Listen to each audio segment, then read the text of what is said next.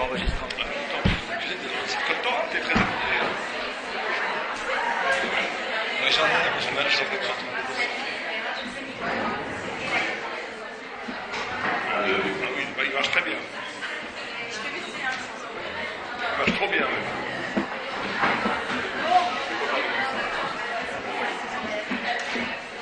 Ok, on va démarrer tout de suite, comme ça on ne perd pas trop de temps. On s'excuse pour le retard. Je voudrais juste dire que j'aimerais qu'on dédie ce Kenes à la Fajema de Fifin Hana Bat Lisa, parmi tous les malades d'Israël.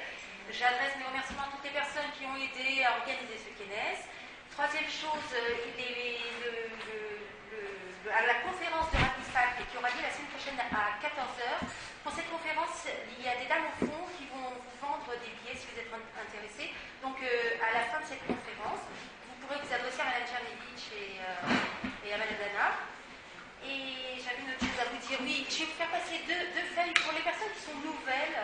Si c'est possible que vous inscriviez vos numéros de portable et vos emails pour que je puisse changer un petit peu ma méthode pour vous contacter. Je crois qu'à l'avenir, je vous contacterai par email.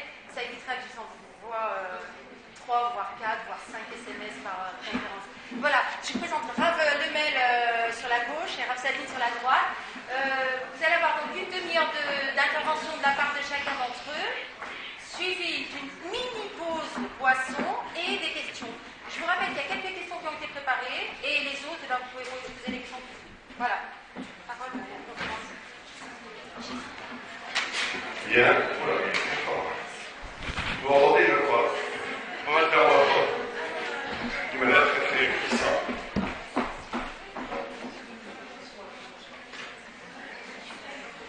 C'est bon? Bien, mais ça va aller.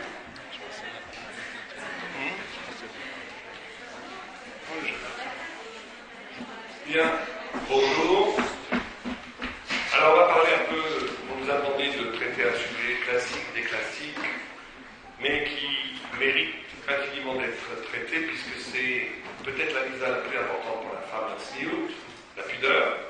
Mais justement, on va essayer d'appréhender le sujet à partir de dimensions qu'on peut-être on n'a pas l'habitude d'aborder, mais qui sont pourtant sûrement beaucoup plus essentielles que la façon classique, qui est aussi vraie d'ailleurs, dans laquelle on aborde la sniout, qui est juste pour protéger, ne pas allumer le désir chez l'autre, etc., ou ne pas se dégrader dans un comportement purement corporel, etc., etc. Il y a effectivement d'autres dimensions dans la sniout qui sont aussi importantes, si ce n'est plus important, qu'on va essayer rapidement, une demi-heure, pour ma part et après un Lemel, d'aborder. Tout d'abord, la sniout, elle est liée partiellement à la notion de beauté, mais on sait aussi qu'elle n'est pas liée qu'à la notion de beauté, elle est aussi liée à une femme de 90 ans, ou bien une femme qui serait, d'après les critères un peu superficiels de la beauté, qui ne serait pas du tout belle, elle a la même obligation de la sniout qu'une femme belle. Donc la sniout n'est pas que pour cacher la beauté, et il faut bien comprendre qu'il y a deux dimensions dans la halakha, quand on parle de la sniout. Il y a ce qu'on appelle un din, une dimension qui s'appelle erva. Erva, ça veut dire que ça n'a aucun rapport justement avec la beauté. C'est des choses dans le corps humain qui doivent être cachées. Qu'on soit jeune, qu'on soit vieux, qu'on soit homme, qu'on soit femme, elle doit être cachée en soi. Et on va essayer d'expliquer pourquoi elle doit être cachée. Il y a la deuxième dimension halachique, d'après la loi juive, où ce n'est pas une chose, la sniout n'est pas simplement cacher ou voiler une partie du corps humain, mais qui est de ne peut-être pas se faire remarquer d'une certaine façon. On peut très bien avoir quelqu'un qui est, d'un point de vue de halachot, de cette première dimension qui s'appelle erva, absolument conforme à la halacha. Je prends comme exemple une femme qui doit marier, qui doit se couvrir les cheveux, c'est un din erva. Les cheveux sont erva, ils ont une interdiction d'être exposés en public, mais elle pourrait tout à fait mettre sur ses cheveux une perruque rouge qui fait avec de l'électricité, qui ferait des ampoules clignotantes, où tout le monde a remarqué, d'après le dîner, il n'y a aucun problème, les cheveux sont couverts. D'un point de vue de la sniout, ça ne serait pas très formidable puisque tout le monde se retournerait pour la regarder. Donc il y a deux dimensions tout à fait différentes qu'il ne faut pas mélanger. Un qui est un din erva, un qui est un din sniout. Alors, on va d'abord aborder cette notion très paradoxale dans la Torah qui s'appelle la beauté. Et il y a une contradiction énorme dans le Talmud, énorme, sur le rapport que la Torah entretient avec la beauté. Puisque d'un côté, il y a une histoire où Rabbi Yoshua, qui était un très grand rabbi, très très grand sage d'Israël, mais il était très très laid, mais abominablement laid, vraiment très laid. Et il était conseillé, enfin, il discutait philosophiquement avec l'empereur romain et surtout avec sa fille, la fille de César de l'époque, qui se considérait comme une grande philosophe, d'ailleurs qui est une femme qui savait penser, puisque la Gemara reprend certaines de ses propositions, elle donne même raison.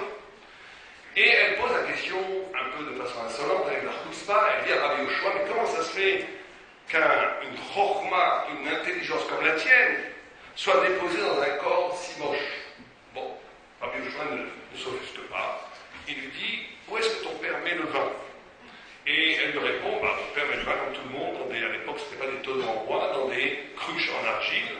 Et puis pour un roi, pour le César, l'empereur de tout l'Empire romain, mettre le vin dans des cruches en argile, c'est pas classe, les paysans font la même chose. Où faut-il le mettre, le vin, donc, demande-t-elle. Et il dit dans des cruches en argent et en or. Et elle fait ça. 15 jours plus tard, le roi se fait servir une coupe de vin, le vin a tourné, il est abominable, c'est du vinaigre. Il s'énerve, il dit c'est qui a fait ça, le chambellan dit c'est ta fille qui nous a ordonné de faire ça. Et il convoque Rabbi Yoshua, sa fille dit c'est Rabbi Yoshua qui va lui faire ça. L'empereur convoque Rabbi Yoshua et lui dit j'ai voulu donner une leçon à ta fille en lui montrant que la beauté ça détruit l'intériorité. Que ces beaux ustensiles d'or et d'argent vont détruire le vin, vont détruire l'image est claire. Quand on a une extériorité qui est belle, quand on a une beauté à l'extérieur, l'intérieur se pourrit, se détruit, tourne au vinaigre. Bon. Alors, la fille de César ne se démonte pas, elle dit, mais pourtant vous avez chez vous des rabbinim, des rabbins, comme Rabbi Lemel par exemple, qui sont très beaux, et qui sont pourtant très intelligents. Donc ça existe, il y en a. On voit bien que des gens très beaux et très intelligents, j'en ai un sur ma gauche. Donc, pourquoi tu dis que la beauté rend idiot? Bon, alors il répond, non, mais si Rabbi Lemel avait été moins beau, il aurait été plus intelligent. Comme ça, répond le choix. Il dit, même si effectivement on peut être beau et intelligent, beau et chacham, mais si on avait été moche, on aurait été encore, la même personne aurait été plus intelligente que si elle avait été moche. Bon, ça va être faire comme ça. Bon. Donc d'un côté, la beauté empêche l'intelligence. La beauté empêche d'accéder à tout, fait tourner l'intelligence. Et polluante pour la chorma. Il y a d'autres textes, on va essayer de comprendre pourquoi. D'autres textes qui disent exactement le contraire, à première vue. Il y a un texte incroyable, où une fois Rabbi Eliezer était malade, et il était dans une chambre obscure, et il pleurait. Et Rabbi Yochanan est rentré et il lui a dit, pourquoi tu pleures? Et Rabbi il lui dit, est-ce que tu pleures parce que tu n'as pas étudié assez la Torah? Et lui, il lui dit, il ne faut pas pleurer pour ça, chacun fait ce qu'il peut. Chacun, l'important, celui qui fait beaucoup, celui qui fait un peu, c'est pas important, l'essentiel, c'est d'essayer d'étudier, donc c'est pas grave. Il dit, non, je ne pleure pas pour ça, je sais très bien. Il dit, tu pleures peut-être parce que tu n'as pas d'argent. Pas tous, on peut avoir deux mondes, le monde ici, le monde en haut. Il dit, pas du tout, l'argent, on n'a rien à faire, je ne pleure pas du tout parce que je n'ai pas d'argent. Tu pleures peut-être parce que tu as perdu tes enfants, là. C'est une bonne raison de pleurer. Et il lui montre un os. Rabbi Yochanan avait perdu 10 de ses enfants. 10 de ses fils sont morts. Et il lui a montré un des os de son 10e enfant. Il dit, voilà, mon 10e enfant est mort, c'est pas grave. La vie, c'est vivre, mourir le temps qu'on doit vivre, et c'est très bien. Chacun a la vie qu'il doit avoir.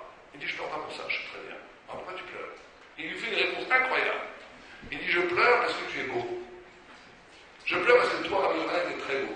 Rabbi Yochanan était tellement beau que quand il est rentré dans cette chambre obscure, il a retroussé sa manche, et avec sa main, avec son bras illuminant, il a illuminé toute la salle. Il était resplendissant de sainteté, de beauté, au point où il illuminait l'obscurité physique. Il lui dit, je pleure parce que tu es beau, et que toute cette beauté un jour va être détruite et être enterrée sous terre. Et là, ils ont dit, Rabbi Yochanan, si tu pleures pour ça, alors moi aussi je pleure avec toi, et les deux sont mis à pleurer. Là, on voit le contraire qu'on vient de voir il y a 2 minutes. La beauté, c'est quelque chose d'horrible qui empêche l'intelligence, qui rend idiot. Et après, dans une autre Gemara, on voit que non seulement on n'a pas pleuré sur la mort des enfants, on n'a pas pleuré sur le fait qu'on n'a pas étudié ça la Torah, on n'a pas pleuré sur le fait qu'on n'a pas d'argent, mais on peut pleurer sur la beauté qui un jour va disparaître de la terre, qui va redevenir la poussière de la terre. Afra de Hava.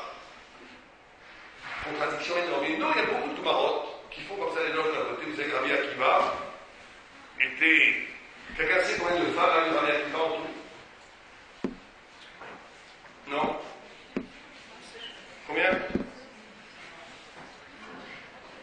Il a eu au moins 3 femmes, puisqu'il a eu Rachel, que tout le monde connaît, la Tzadéket. Il a eu une première femme, puisque quand il est parti étudier la Torah, quand il avait 40 ans, un miracle que son fils l'a aidé à porter les bagages. Donc s'il avait un fils, on peut imaginer qu'il avait une femme. Et il a eu une troisième femme qui était la femme de Tourneau-Fous Aracha, qui était une diorète convertie, puisque Tourneau-Fous Aracha, c'était un gouverneur romain qui se targuait d'être philosophe et qui avait des disputations publiques devant Rabbi Akiva. Et Rabbi Akiva, chaque fois qu'il lui donnait une tannée, il se faisait avoir, il n'en pouvait plus, il a dit à sa femme, Elokai Shelenu Soné Zima, le Dieu des Juifs déteste la luxure, va draguer Rabbi Akiva, comme ça il va tomber, après quand il va tomber, je pourrais le vaincre en public dans une discussion, il va perdre sa puissance, son éloquence, il va flotter. Et c'était une Ishachera, elle a écouté son mari, elle est partie draguer Rabbi Akiva. Et Rabbi Akiva, bien entendu, il n'est pas tombé, mais quand il a vu, il a pleuré, il a craché, il a ri. Et on a dit, pourquoi tu pleures? Pourquoi tu craches? Il dit que tout ça n'a aucune importance, la beauté n'a aucune importance. Et il crache. Pourquoi tu ris? Je vois par l'Esprit Saint qu'un jour cette femme, par le roi HaKodesh, que cette femme un jour va se convertir et qu'elle va devenir ma femme. Il s'est marié, c'est la troisième femme de Rabbi Akiva. Et il pleure parce que cette beauté un jour va être enterrée sous la terre. Elle a la contradiction, elle est dans Rabbi Akiva lui-même. D'un côté il pleure, d'un côté il crache. Donc la beauté, il faut pleurer, il ne faut pas pleurer, c'est beau, c'est pas bien. Alors c'est très simple. La première dimension, pourquoi la beauté ça rend idiot? Parce que si on se demandait une question très simple, quelle est la qualité première, absolument nécessaire, pour s'ouvrir à l'intelligence, et ça c'est valable pour nous tous, s'ouvrir pour comprendre des choses, pour évoluer dans la Torah, pour évoluer dans la connaissance de la Torah et du monde, la qualité première qui est demandée à un homme ou à une femme, c'est la capacité de s'intéresser à autre chose que soi-même. La curiosité. Quand quelqu'un s'intéresse à quelque chose qui n'est pas lui-même, c'est le fondement même de l'intelligence. Les idiots sont des gens qui ne s'intéressent pas à autre chose qu'eux-mêmes. Quelqu'un qui ne s'intéresse pas à autre chose que lui-même est idiot total. Même si ce soi-même peut être quelque chose de très érudit, même si ce soi-même peut être quelqu'un qui est prix Nobel de physique ou même qui étudie la Torah toute la journée, mais il ne s'intéresse qu'à sa façon de comprendre. Il n'est pas capable d'écouter une autre horizon du sensé, il n'est pas capable d'écouter autre chose que ce qu'il a l'habitude d'écouter, de comprendre. Pour la Torah, c'est un idiot. Parce que l'intelligence, c'est la capacité d'être sensible à quelque chose qui n'est pas toi. Or, la beauté empêche ça. La beauté, elle fait un mouvement où tu te retrouves, tu t'intéresses qu'à toi. Tu deviens un objet, tu es fermé en toi et ça t'empêche de t'ouvrir à l'autre. Et c'est pour ça que ça rend idiot. C'est pour ça que ça rend idiot. Donc le premier problème du manque de sniout, au-delà de tout ce qu'on peut en dire, c'est que si je me comporte de façon pas sniout, et c'est valable surtout pour les femmes et aussi pour les hommes, c'est qu'à un moment donné, je m'instrumentalise comme quelque chose qui, fondamentalement, je ne suis intéressé que par l'image que je dégage, que par moi-même, et cette façon d'exister m'empêche de m'ouvrir à la compréhension d'autre chose que moi. Or, l'essence même de la Chokhmah, c'est cette capacité de se dépasser, de traverser une frontière. Quelqu'un est intelligent, quelqu'un arrive au sens, quelqu'un commence à comprendre le sens de la vie, le sens de la Torah, le sens des choses profondes, quand il est capable de traverser une frontière. Il traverse une frontière, sphare, ça veut dire qu'il est capable de se laisser bouleverser, de se laisser atteindre par quelque chose qui n'est pas de l'ordre de ce qu'il a connu, de ce qu'il a été bâti, de ce qu'il a été construit par la tribu, par le génétique, par la vie, par sa famille, par la société. Dès qu'il est capable d'écouter ça, il devient intelligent. Dès qu'il ne peut pas le faire, il est idiot. Or, la beauté t'empêche de le faire, parce que la beauté fait que tu deviens le centre même de l'existence. Et donc, ça te coupe à tout accès qui n'est pas toi. Ça, c'est le côté terrible de la beauté, qui rend stupide. Alors, pourquoi est-ce qu'au contraire, on pleure? Pourquoi est-ce que ces rabbins pleurent sur le fait que la beauté un jour est détruite? Parce qu'il y a un autre versant de la beauté qui est lui éminemment positif, qui est que la beauté, c'est le seul sentiment humain qui n'est pas partagé, absolument pas partagé, en tant que sentiment, je parle, par les animaux. Vous n'avez jamais vu un animal admirer quelque chose, être ému par la beauté. Le Prag dit, vous savez qu'il y a une notion de hidur mitzvah. Quand on a une mitzvah, il faut rajouter, d'après la halakha, un tiers de son prix pour que la mitzvah soit belle. Des tefilines valent 300 €, il faut être capable de mettre 100 € de plus, 400 € pour acheter des beaux tefilines. C'est la halakha, un tiers de plus.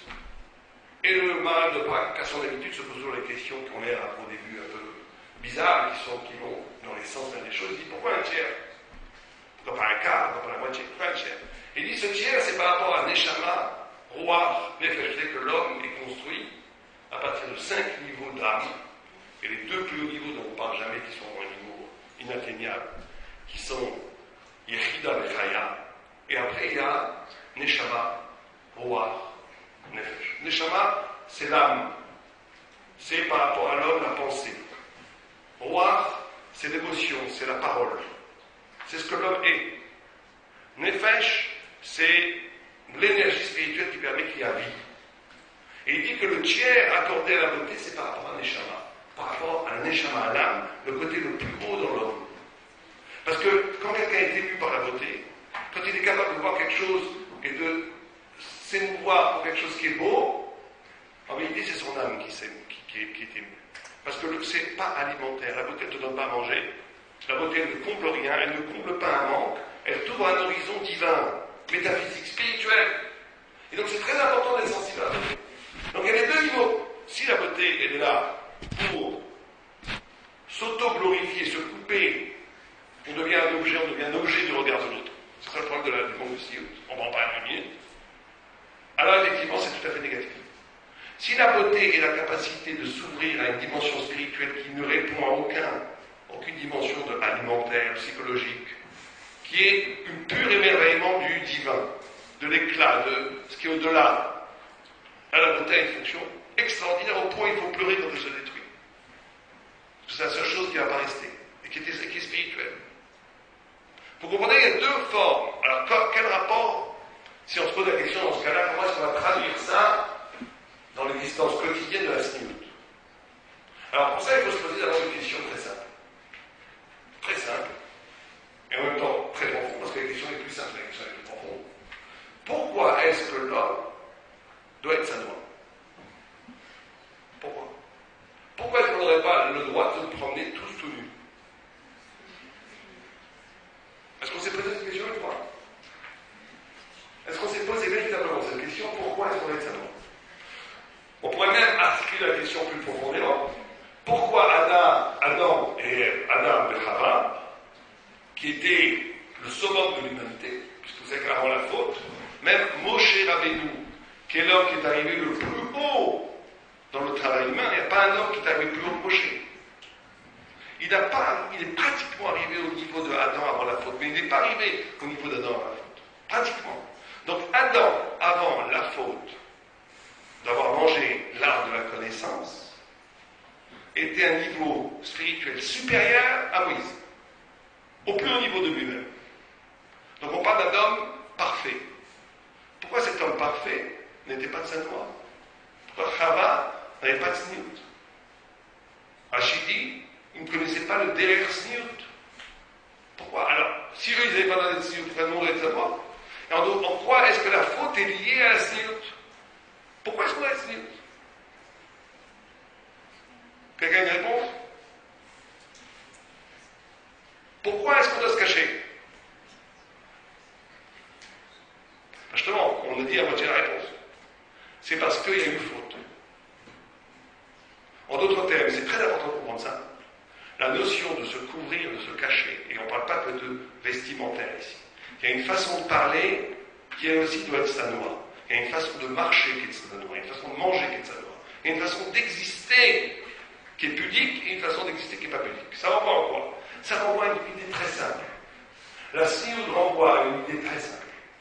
Qu'on a une conscience diffuse, latente, qu'on n'est pas parfait, qu'on a fauté, qu'on n'est pas ce qu'on devrait être, qu'on est infiniment moins que ce qu'on devrait être. On devrait être en vérité, en essence, si on n'avait pas pactisé avec la faute, L'homme devrait avoir une dimension intellectuelle, comprendre des choses, émotionnelle, une grandeur émotionnelle incroyable, même physique, d'une dimension infinie, de l'infini, de la perfection. Une fois que l'homme a péché, en mangeant l'arbre de la connaissance, c'est un péché qu'il faut étudier en soi, on n'a pas le temps ici, mais c'est un péché tout à fait spécifique. Il est rentré dans un système où il a perdu le contact avec la véritable splendeur de lui-même. L'homme, après avoir mangé la faute, l'homme infâme, la faute, l'arbre de la connaissance, a perdu contact, partiellement et presque totalement, avec la dimension splendide, éternelle, infinie, sublime de lui-même. Et donc quand un homme se cache, ou une femme se cache, qu'est-ce qu'il dit inconsciemment? Sans s'en rendre compte, vous savez qu'il n'y a pas une civilisation humaine qui ne s'habille pas. Même en Afrique, il y avait un ethnologue qui s'appelait Lévi-Strauss, je ne sais pas si vous connaissez, qui était juif, qui est mort à 100 ans, il avait arrivé terrible. Mais il était terriblement pas religieux, au point qu'il disait le monothéisme ne m'intéresse pas. Il a étudié que la Bodazar toute sa vie. Mais bon, un juif 100% alsacien, et qui, lui, il avait fait une étude, il avait montré qu'il n'y avait pas une peuplade au monde qui n'est pas habillée. Et même les peuplades qui vivaient toutes nues, elles avaient ou une ficelle quelque part, elles cachaient quelque chose, ou une peinture au moins. Ça n'existe pas un âme, une humanité qui est toute nue tout le temps. Ça n'existe pas. Il y a des choses comme ça incroyables. Vous savez que ça n'existe pas dans aucune tradition. Un mariage ne trouve pas sans que la femme se fasse des chignons. Et on dit, la Gemara dit que Dieu a fait un chignon, des tresses, à Chava quand il a présenté en chidour à Adam qu'il a fait la choupa, c'était un chèque, il avait ça de la Kiddushin, et bien il lui a fait des tresses. Et on voit que ça, c'est tellement inscrit dans l'identité humaine que toutes les civilisations, et même chez les Africains, partout, on ne se marie pas les cheveux lâchés, ça n'existe pas. Et bien c'est pareil pour s'habiller. Toutes les civilisations s'habillent, se cachent, plus ou moins. D'où on voit ce fait de se cacher, ça renvoie cette idée que l'homme a la conscience, ou diffuse, pas vraiment formulée, mais très présente, qu'il n'est pas parfait, qu'il a perdu cette perfection et donc il se cache. Et donc on a ici une idée très importante, que la sniout, c'est la capacité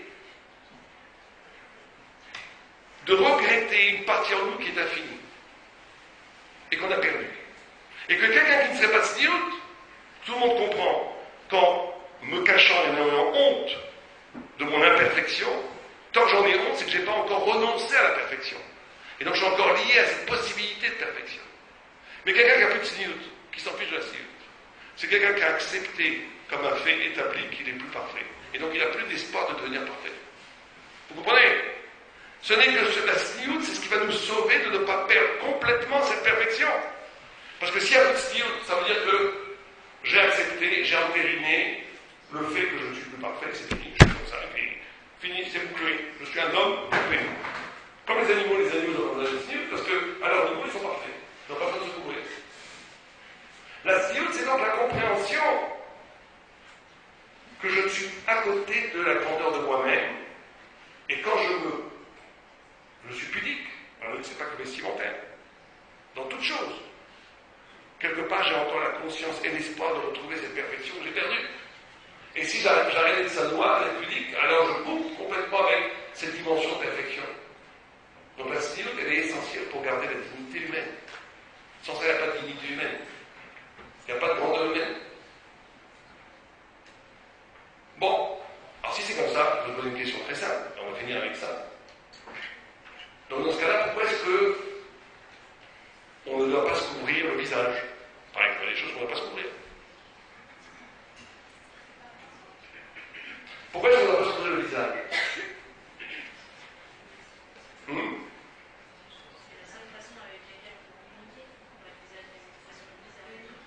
Parce qu'on peut communiquer, on fait l'impasse sur la sniout. On va pas se cacher.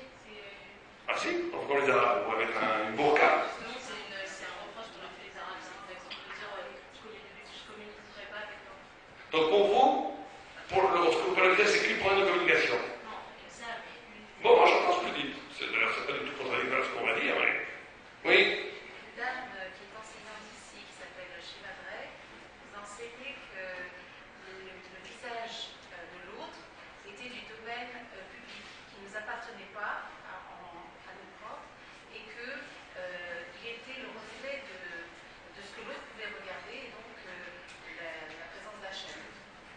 Très bien, très bien. J'ai vu l'autre main se lever là-bas.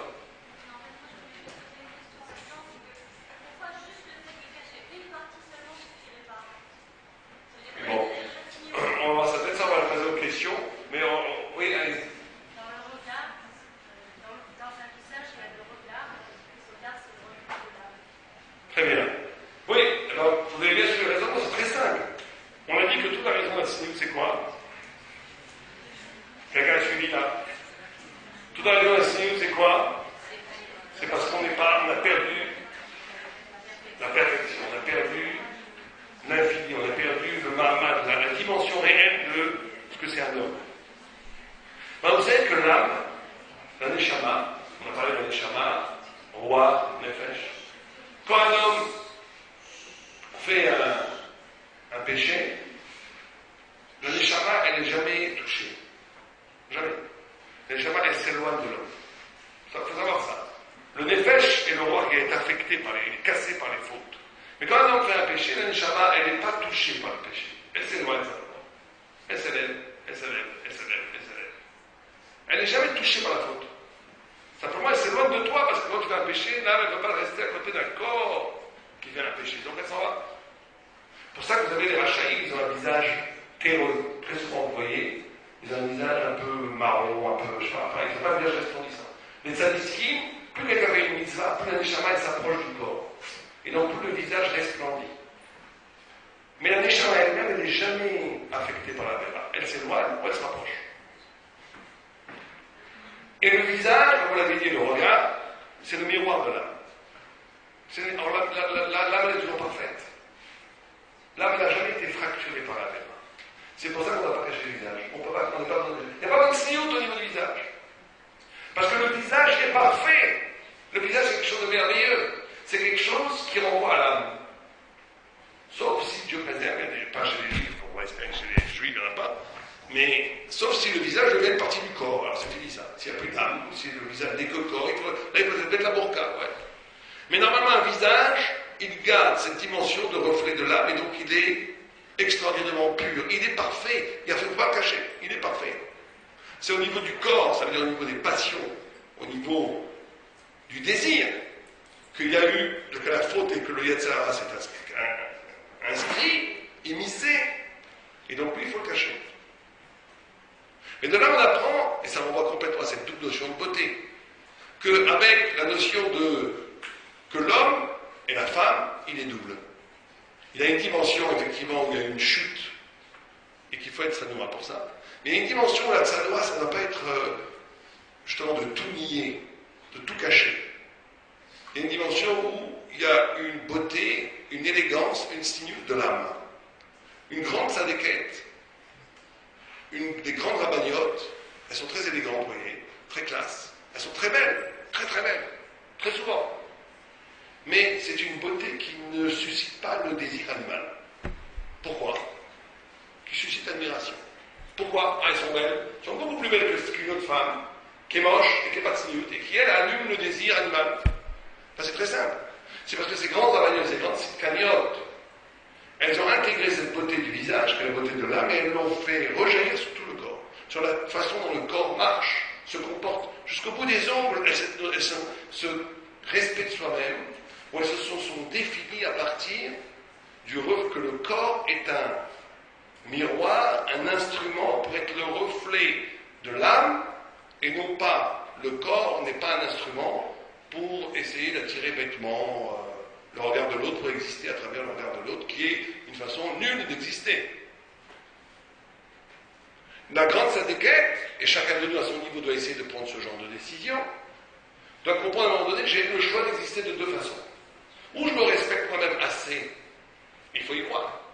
Certains gens qui n'ont pas d'âme, qui n'ont qu'un corps. Il y a des gens qui vous disent, moi j'ai pas d'âme, j'ai qu'un corps. Donc si j'ai qu'un corps, effectivement, il ne peut pas être sniout. Si quelqu'un arrive à la conclusion philosophique et métaphysique qu'il n'a pas d'âme, qu'il n'a qu'un corps, comme certaines goïms le font, le pensent. Il n'y a pas d'âme, il n'y a pas d'éternité, il n'y a rien après la mort. Donc s'il n'y a qu'un corps, il ne faut pas être sanoua. C'est pas le tachrit. On n'est que corps, exposons ce corps. Puisqu'il n'y a rien d'autre. Mais si quelqu'un dit, moi je ne suis pas qu'un corps, je ne suis pas que 50 kilos de chair, et d'os, et de peau.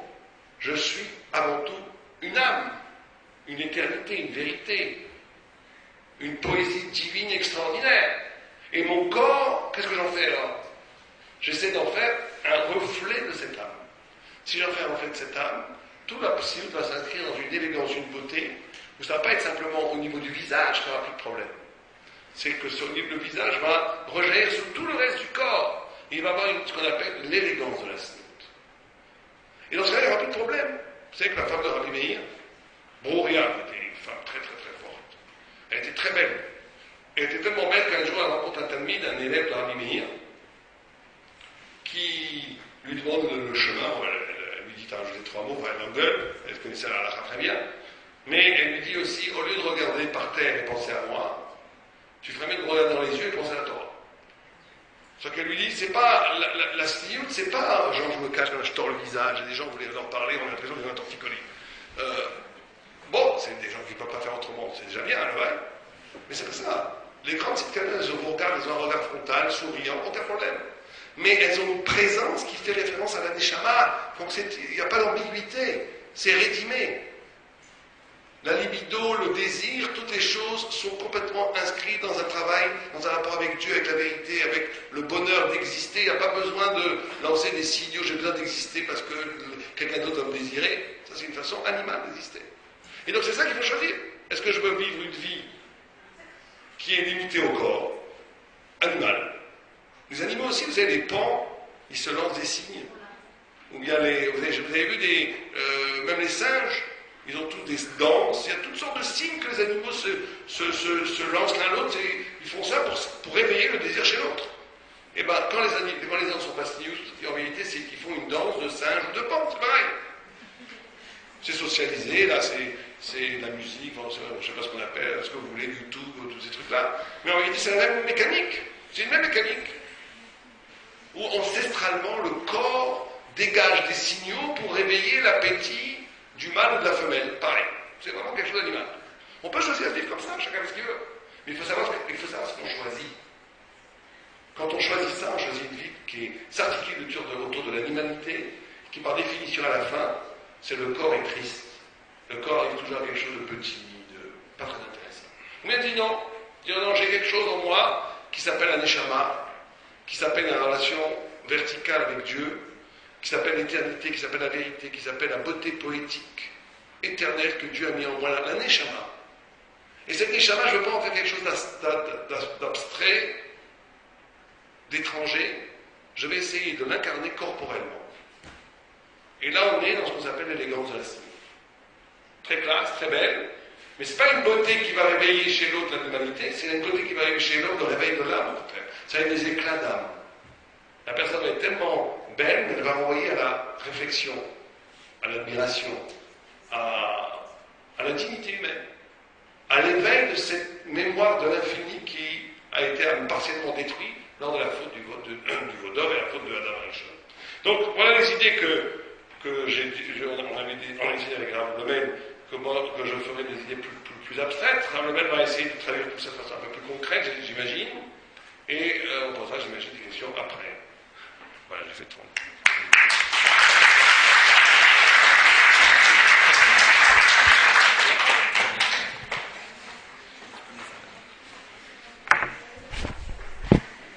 Alors, tout d'abord, je suis très heureux d'être ici, ne serait-ce que pour avoir le plaisir d'entendre mon ami Raphaël Sadin. Sur le coup de la beauté, je revaudrais ça. En réalité, on voit que la notion de beauté est très relative. La notion de sniout est une des notions, sans doute aujourd'hui, les plus compliquées qui existent, et surtout à notre époque. Rav Sadin a posé quand même un petit peu quels sont les enjeux de la sniout.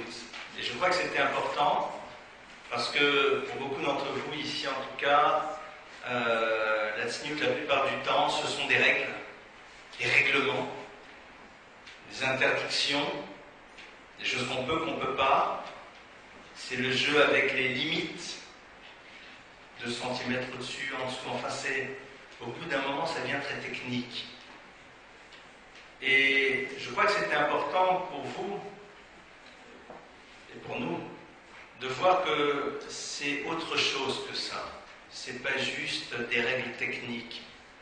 C'est quelque chose qui nous renvoie à une réflexion qui va sur autre chose, la notion d'une beauté soit qui est tournée entièrement vers nous-mêmes, ou alors au contraire de quelque chose qui est là pour s'ouvrir à quelque chose de plus grand, et puis l'idée de nous renvoyer à l'idée qu'on est imparfait, qu'on veut tendre vers la perfection, qu'on ne s'accepte pas juste comme on est, mais on a envie d'être différent. Et ça, je crois que c'est important.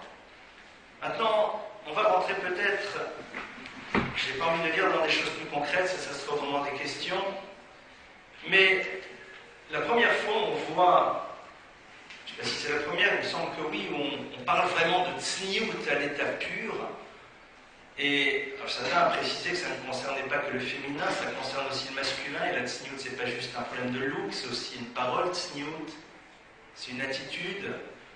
Eh bien, c'est avec Sarah.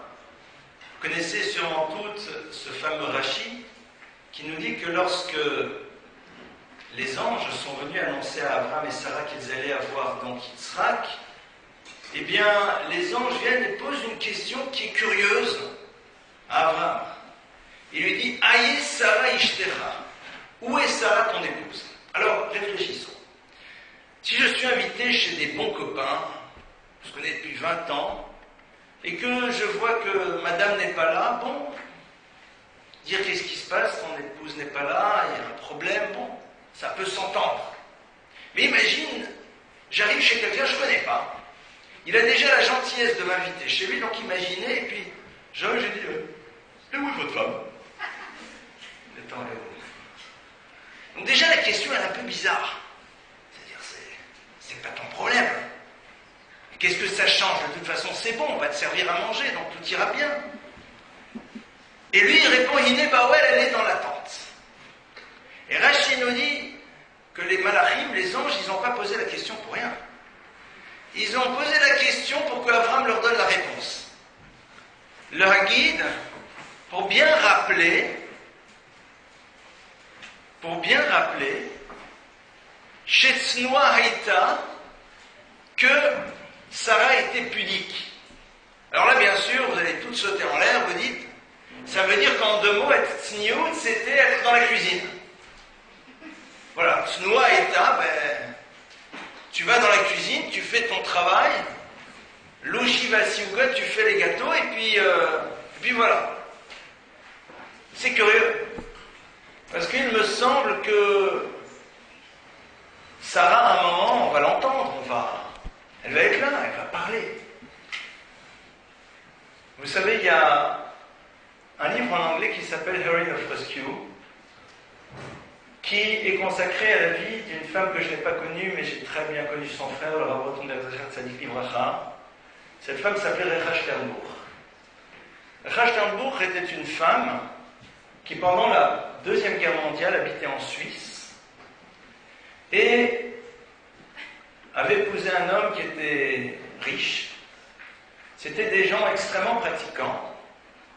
Et Recha Sternbuch a tout fait pour sauver des Juifs. Elle était en négociation directe avec les Allemands. Elle leur a racheté des trains.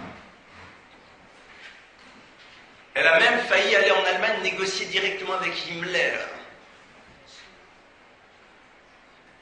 Et elle a sauvé des centaines, des milliers de Juifs. Pour vous dire une histoire, le jour de la bar mitzvah de leur fils, on les avertit qu'il y avait des Juifs qui s'étaient fait attraper en tentant de passer la frontière entre la France et la Suisse. Recha Sternbuch, le jour de la bar mitzvah de leur fils, avec son mari, est partie au commissariat pour sauver ces Juifs, et toute la journée de la bar mitzvah, la synagogue, la Séouda, elle n'était pas là. Parce qu'on peut faire la bar mitzvah sans sa mère et son père à côté. Par contre, si elle n'était pas là-bas avec son mari, ces Juifs, c'était terminé pour eux. Ils étaient remis dans les mains des Allemands. Il y a un des rabbinim là-bas a dit, le plus grand discours que te font tes parents ce jour de ta bar mitzvah, c'est qu'ils ne sont pas là, mais tu sais pourquoi ils ne sont pas là. Et il y a dans le livre, c'était la sœur du Rav Rotem Ber Tzadik Livracha qui habitait à Paris. Vous voyez une photo de cette femme, avec toute une équipe de rabbinim, des rabbinim. Et elle est là assise avec eux, autour de la table. Et on voit bien qu'elle est en train de discuter. Et Sarah me la met chez Snoïd, qui n'est pas où elle devrait être dans la cuisine. En vérité, ce Rashi nous apprend quelque chose qui va être un premier fondement très concret. Snoïd, Sarah s'est dit, est-ce que j'ai besoin d'être maintenant là avec ces hommes, avec ces malachim? Non. Alors j'y suis pas. Mais si j'ai besoin d'y être, alors j'y serai. La tsniout, c'est avoir le sens du moment. J'ai entendu un jour d'une femme, qui est une grande conférencière, qui est la femme d'un Rosh Kollel, qui a dit une phrase très forte et très simple. Elle a dit, le corps c'est comme un Sefer Torah. Il y a des moments où il doit être couvert, des moments où il doit être découvert. Mais si on le couvre au moment où il doit être découvert, ou si on le découvre au moment où il doit être couvert, alors on n'a rien compris. Ça veut dire que il y a des moments dans lesquels on doit être présent d'une certaine manière et des moments dans lesquels on est présent d'une autre manière. Lorsque une jeune femme se marie, eh bien quelque part, elle sait qu'à ce moment-là, sa beauté participe de la construction de son couple. Et chaque femme a sa beauté propre. Et la beauté, ce n'est pas la définition des magazines. Vous savez, en Tunisie, d'où je ne suis pas originaire d'ailleurs, eh bien, quand une jeune fille se fiançait, eh bien, on la faisait manger. Manger, manger et manger. Parce qu'une femme belle, à l'époque, il fallait qu'elle ait du poids. C'est comme ça. Vous savez qu'à une époque, la définition d'un homme beau en France, c'était comme moi, comme il a dit, mais c'est il y a 100 ans. Pourquoi? Mais comme lui aussi, il devait avoir une barbe. C'est ça les beaux hommes. Aujourd'hui, c'est plus vraiment ça les définitions. Donc, chacun a sa beauté, mais à un moment, cette beauté, cette dimension du corps, eh bien, est-ce qu'elle doit être exposée d'une manière ou d'une autre? La tsniout, c'est quoi? Ça va être de se poser la question, est-ce que j'ai besoin à ce moment d'être présent de telle manière ou pas? Et c'est ça, au fond, déjà la première réflexion qu'on doit avoir. Vous êtes dans un monde dans lequel on vous impose d'être ce que les autres ont envie que vous soyez. On est dans un monde dans lequel il y a une forme de dictature. C'est la dictature de la mode. Cette année, tout le monde doit être. Moi, j'ai adoré ça. Enfin, moyen adoré. Les pantalons taille basse. Ça ne me concerne pas. Mais c'est ça la mode. Et c'est horrible. Mais c'est pas grave. Tout le monde a dit qu'il fallait être d'une manière A. Je ne veux pas la monter avec la caméra. Tout le monde a dit qu'il fallait être. Je m'assois, je me relève. Non, je vais le faire. Non, parce que moi, je bouge pas. Ça marche si ça se calme ou pas? Ben, je peux pas bouger. Tout le monde a dit que. Non, je peux bouger un peu quand même. Alors, merci. Donc, non, c'est bon. On va pas. C'est quoi la mode? La mode, c'est un impératif. La mode, c'est quelque chose qui nous oblige à être d'une certaine manière. On nous oblige. Il faut être in et pas out. Le rapport à la tsniout, c'est quoi? Pour vous, c'est d'abord de décider une chose. Est-ce que c'est ce que les autres me demandent d'être qui feront que je suis ce que j'ai envie d'être ou pas? C'est ça la première question. Est-ce que je veux être fonction de ce que l'autre a envie que je sois? Et vous constaterez d'ailleurs que la plupart du temps, eh bien, ce sont des hommes qui décident ce que doivent être les règles d'habillement des femmes. On a connu un jour une femme qui était assez proche de nous, qui était directrice de collection chez un très très grand couturier parisien à Ville-Montaigne. Et je lui ai un jour demandé, mais pourquoi vous ne faites pas des habits qui sont là pour couvrir un tout petit peu? Pourquoi les habits doivent être là pour donner envie de découvrir ce qui n'est pas encore totalement couvert. Soyons clairs. Et elle m'a dit parce que ça ne se vendrait pas. Et au fond, le rapport à la tsniout, c'est le rapport à la liberté. La liberté que l'on a de se positionner, de montrer qu'on est capable de ne pas exister à travers ce que les autres nous demandent d'être, mais à travers ce que l'on a envie d'être soi-même. Et ça, il faut un sacré courage. Il faut un sacré courage dans un monde, dans lequel, à un moment, quand vous voulez avoir une tsniout de la parole, c'est-à-dire des mots qui sont élégants, quelque chose est tombé, zut, on n'est pas obligé d'utiliser un autre langage. Ah, soit cool. Non.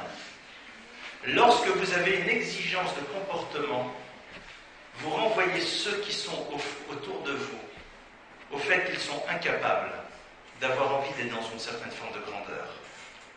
Et ça, c'est notre premier problème. Notre premier problème à nous, c'est, comme on l'a vu, avoir le sens du timing. Est-ce que j'ai besoin d'exister de cette manière-là? Oui ou non? Non. Un exemple, et je vais être très concret.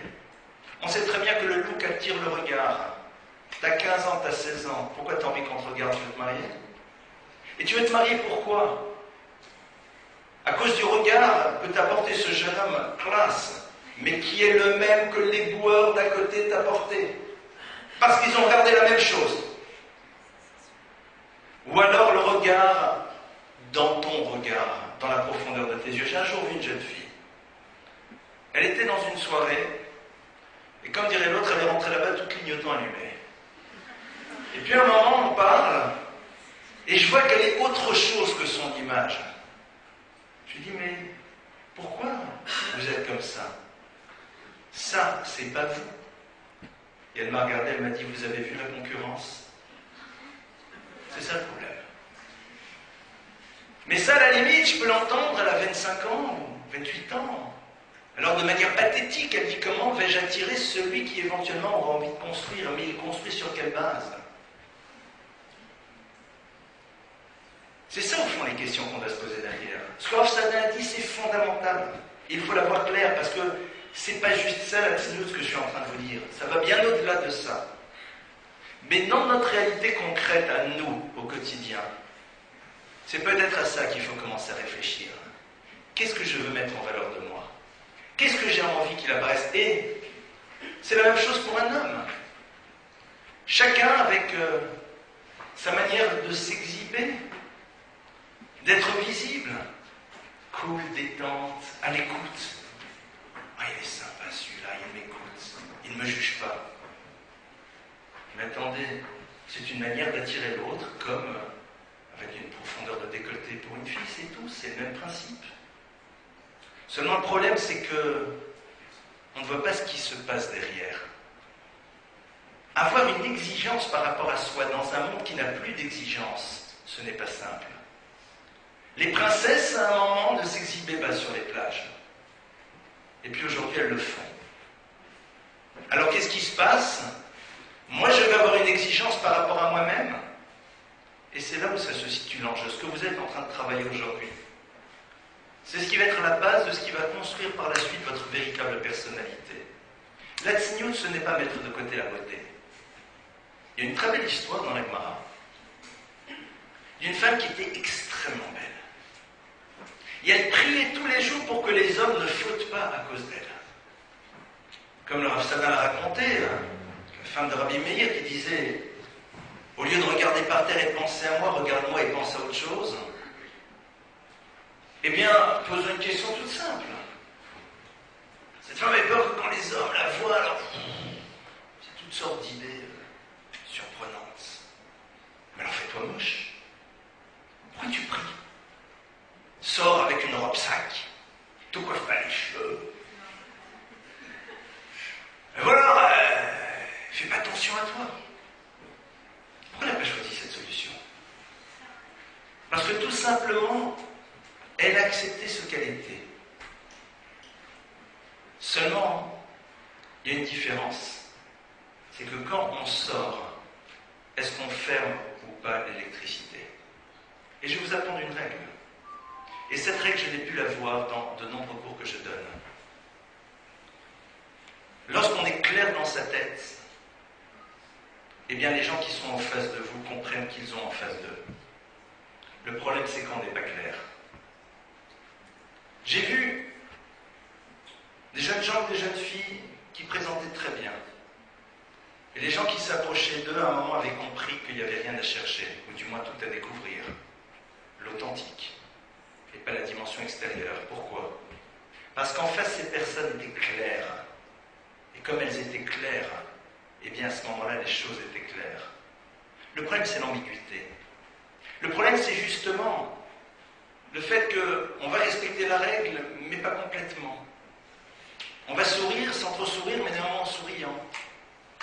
Et il y a toutes sortes d'attitudes et de choses qui ne sont pas réprimées par la halakha. C'est pas sourd. Mais au fond, le problème, c'est pas de savoir si c'est sourd ou c'est moutard, de savoir qu'est-ce qui se passe dans la tête. Et comme on l'a vu, la difficulté, c'est de savoir où on en est, qu'est-ce qu'on cherche. Alors, dans un monde dans lequel, malheureusement, souvent, dans un environnement familial, on n'a pas beaucoup de compliments toujours. On a l'impression qu'on n'existe pas.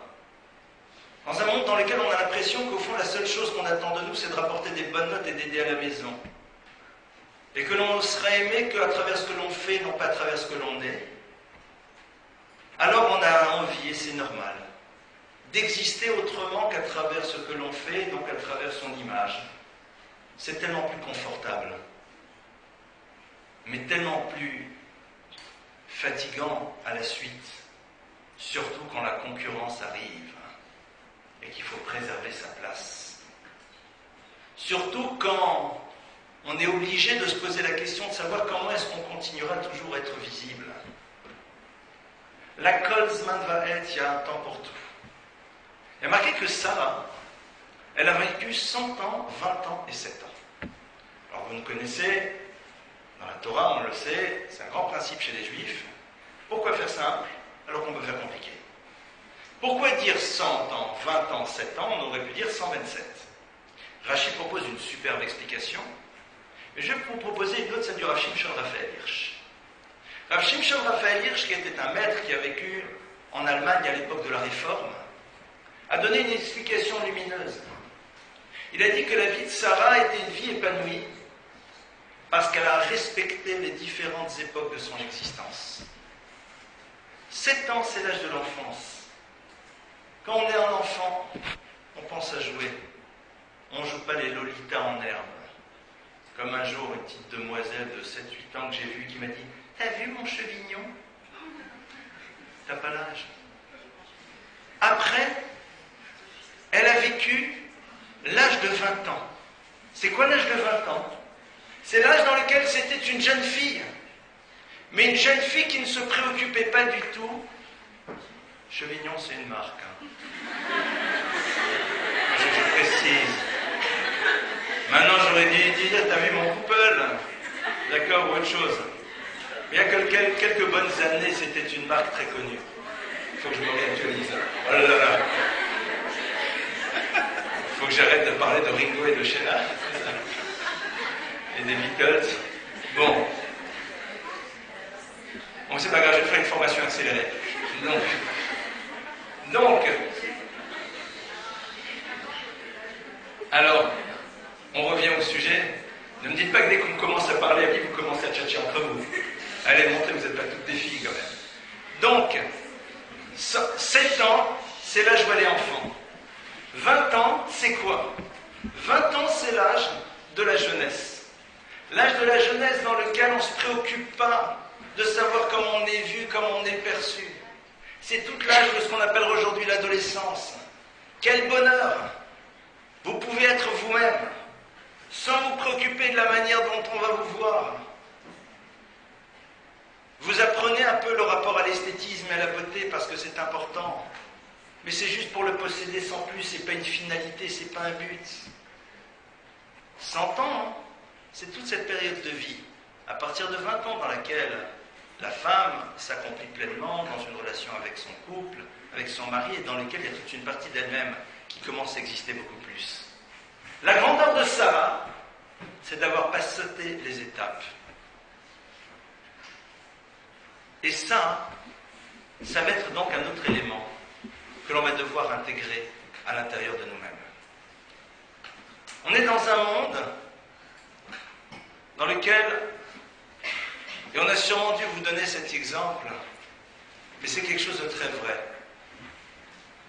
Une chose, à force d'être exposée, perd sa valeur. Posez-vous toujours la question, lorsque l'on parle de tsniout, eh bien, se poser la question, mais au fond, pourquoi j'ai besoin que l'on me voie? Qu'est-ce que je cherche? Qu'est-ce que j'ai envie? Honnêtement, très honnêtement. Et vous constaterez que la plupart du temps, les réponses, elles ne sont pas claires. Parce que on est dans un monde dans lequel on nous a appris qu'il fallait plaire. Mais à force de vouloir plaire, on ne devient pas ce que l'on aurait pu être soi. On est sans arrêt soumis à l'impératif de l'autre, à ce qu'il attend de nous. Et ça ne sera pas seulement valable au niveau du look, mais ça sera à tous les niveaux de notre vie. Derrière la réflexion sur la tsniout, c'est quelque chose de beaucoup plus profond, au fond, qu'on vous demande et qu'on nous demande de mettre en place. On sait que la femme a une part prépondérante là-dedans. Pourquoi? Parce que elle est celle qui peut, à un moment, avec son sourire, avec elle, faire voltiger les gens dans un sens comme dans un autre. C'est ce que le passouk nous dit. Vaïs gor kol basar tartena. Toute la chair a été enfermée sous elle. C'est-à-dire que l'humanité, au fond, dépend énormément de la manière dont les femmes vont décider de fonctionner. C'est pas pour rien que dans notre monde, on insiste tellement pour que les femmes jouent bas de gamme. Parce qu'on sait très bien qu'elles ont la possibilité de faire en telle sorte que les choses grandissent, qu'elles soient vues autrement, qu'elles soient perçues autrement. Ça, c'est une force que vous possédez. Et cette force-là, elle est là et elle est bien présente. La question est de savoir est-ce qu'on a envie de l'utiliser ou pas, cette force. Il y a une autre notion, je l'ai abordée tout à l'heure très rapidement, mais je vais l'aborder un petit peu plus. C'est la tsniout au niveau du langage. La tsniout au niveau du langage, c'est quoi? Il y a un texte de la Gemara dans le traité de Psachim qui nous dit que lorsque la Torah nous parle à la première fois des animaux qui sont purs et des animaux qui ne sont pas purs, la Torah dit « Umin abema asher enena Torah » et des animaux qui ne sont pas purs. Alors la question elle est la suivante. Pourquoi tu ne dis pas impur? Et la réponse de la Gemara, vous savez, c'est quoi? C'est parce que tout simplement, on nous a demandé d'avoir un langage élégant. Un langage élégant, ça nous paraît un peu bizarre. Ça paraît loin de nous. Ça paraît, ça va, c'est pas pour nous. Je vais vous poser une question. Est-ce que d'après vous, on peut manquer de tsniout en mangeant? Et la Gemara nous dit oui, comment? La Gemara nous dit, c'était pour voir si vous suiviez. Je l'ai tout de suite devant le premier rang. La Gemara nous dit que à Ochem de Chouk, celui qui mange dans la rue, Domé le Kélev, il ressemble à un chien. Alors vous allez dire, oh, faut pas exagérer. Je vais vous poser une question, dites-moi. Imaginez un rave ou une personne d'un certain niveau, homme ou femme, que vous connaissez, que vous admirez, que vous voyez dehors en train de croquer dans un sandwich et boire une canette. Super cachère le sandwich.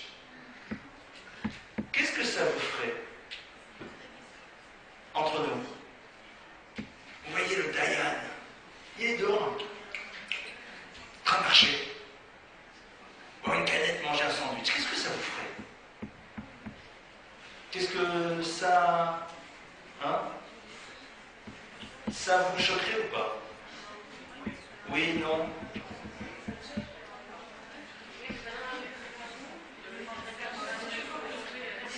Alors, il y a un maître qui s'appelle le Rav Wolbe qui dit la chose suivante, qui dit que si on n'est pas choqué par ça,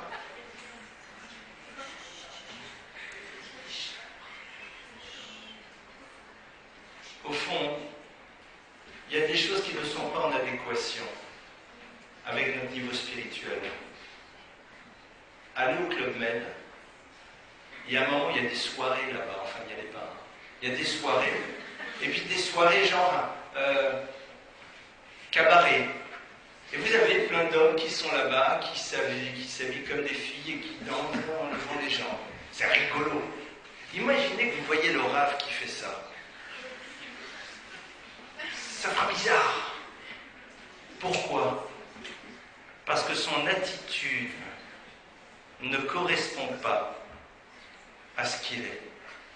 Ça veut dire qu'au fond, une des choses, et c'est là-dessus que je vais conclure, qui va être importante de réfléchir, c'est qu'au fur et à mesure que vous allez grandir spirituellement, vous allez réaliser qu'il y a certaines attitudes qui ne vous correspondent pas, qu'il y a certaines dimensions qui ne sont pas vous,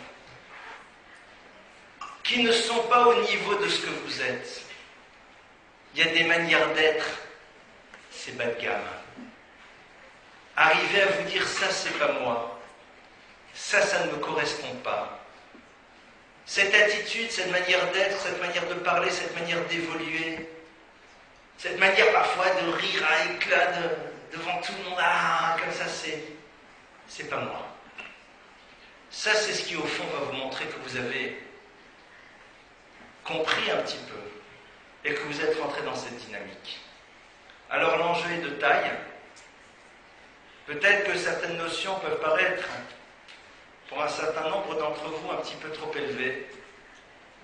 Mais on ne grandit qu'en reposant un regard vers le haut. Et c'est ce que je vous souhaite. D'être capable d'être à l'image de Sarah. D'être là où vous devez être, comme vous devez être.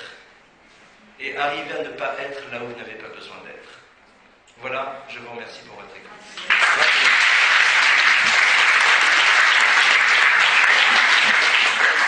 Alors, maintenant, il y a des questions. Alors, pour les questions, on va se lever. Vous voulez pas faire une pause avant? Vous voulez faire une pause ou pas? Alors, il y a des boissons qui vont circuler. Bon, il y a des questions qui n'ont pas été posées, qui ont été posées par écrit. Mais je vous rappelle qu'il y a un grand principe pour poser des questions. On n'a pas envie de les poser soi-même. Vous savez, c'est quoi le principe? Vous dites, j'ai une copine qui a une question, elle n'ose pas la poser. En fait, ta copine, elle n'a pas dit la même chose, c'est pas grave. Bon, donc, quelles sont les questions que vous avez à poser par rapport au sujet qui a été abordé, ou alors on démarre avec les questions qui ont déjà été posées par écrit.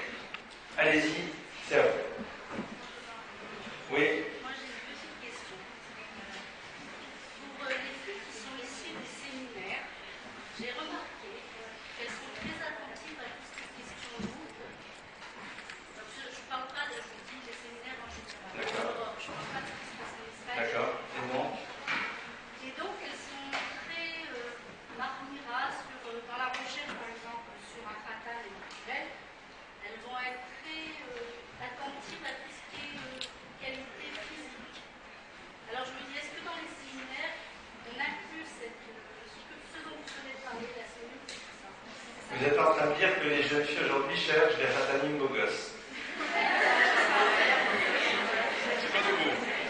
Alors, ça vient qui c'est pas de vous. Alors, ça vient, est-ce que tu réponds? Je peux.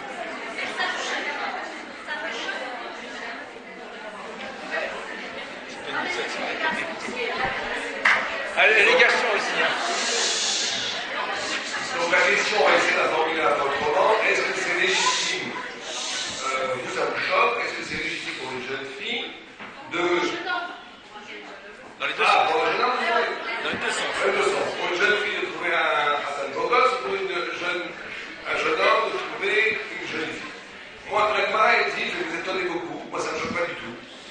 normal. Et la Gemara a dit que quand les hommes cherchaient une femme, il y avait les femmes à Toubéa, le 15 mois d'âge, les femmes sortaient, les jeunes filles sortaient dans les champs.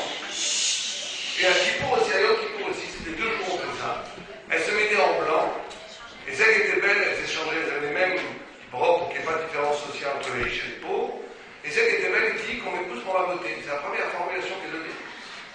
Celles qui étaient intelligentes, qu'on m'épouse pour la force, celles qui étaient gentilles, et celles qui n'avaient rien, elles disaient qu'on m'épouse pour la mitzvah, et elle avait le plus long de sa vie, parce que elle n'était pas belle, pas riche, pas intelligente, pas très. Elle avait le tzaddik qu'on l'épousait que pour la mitzvah.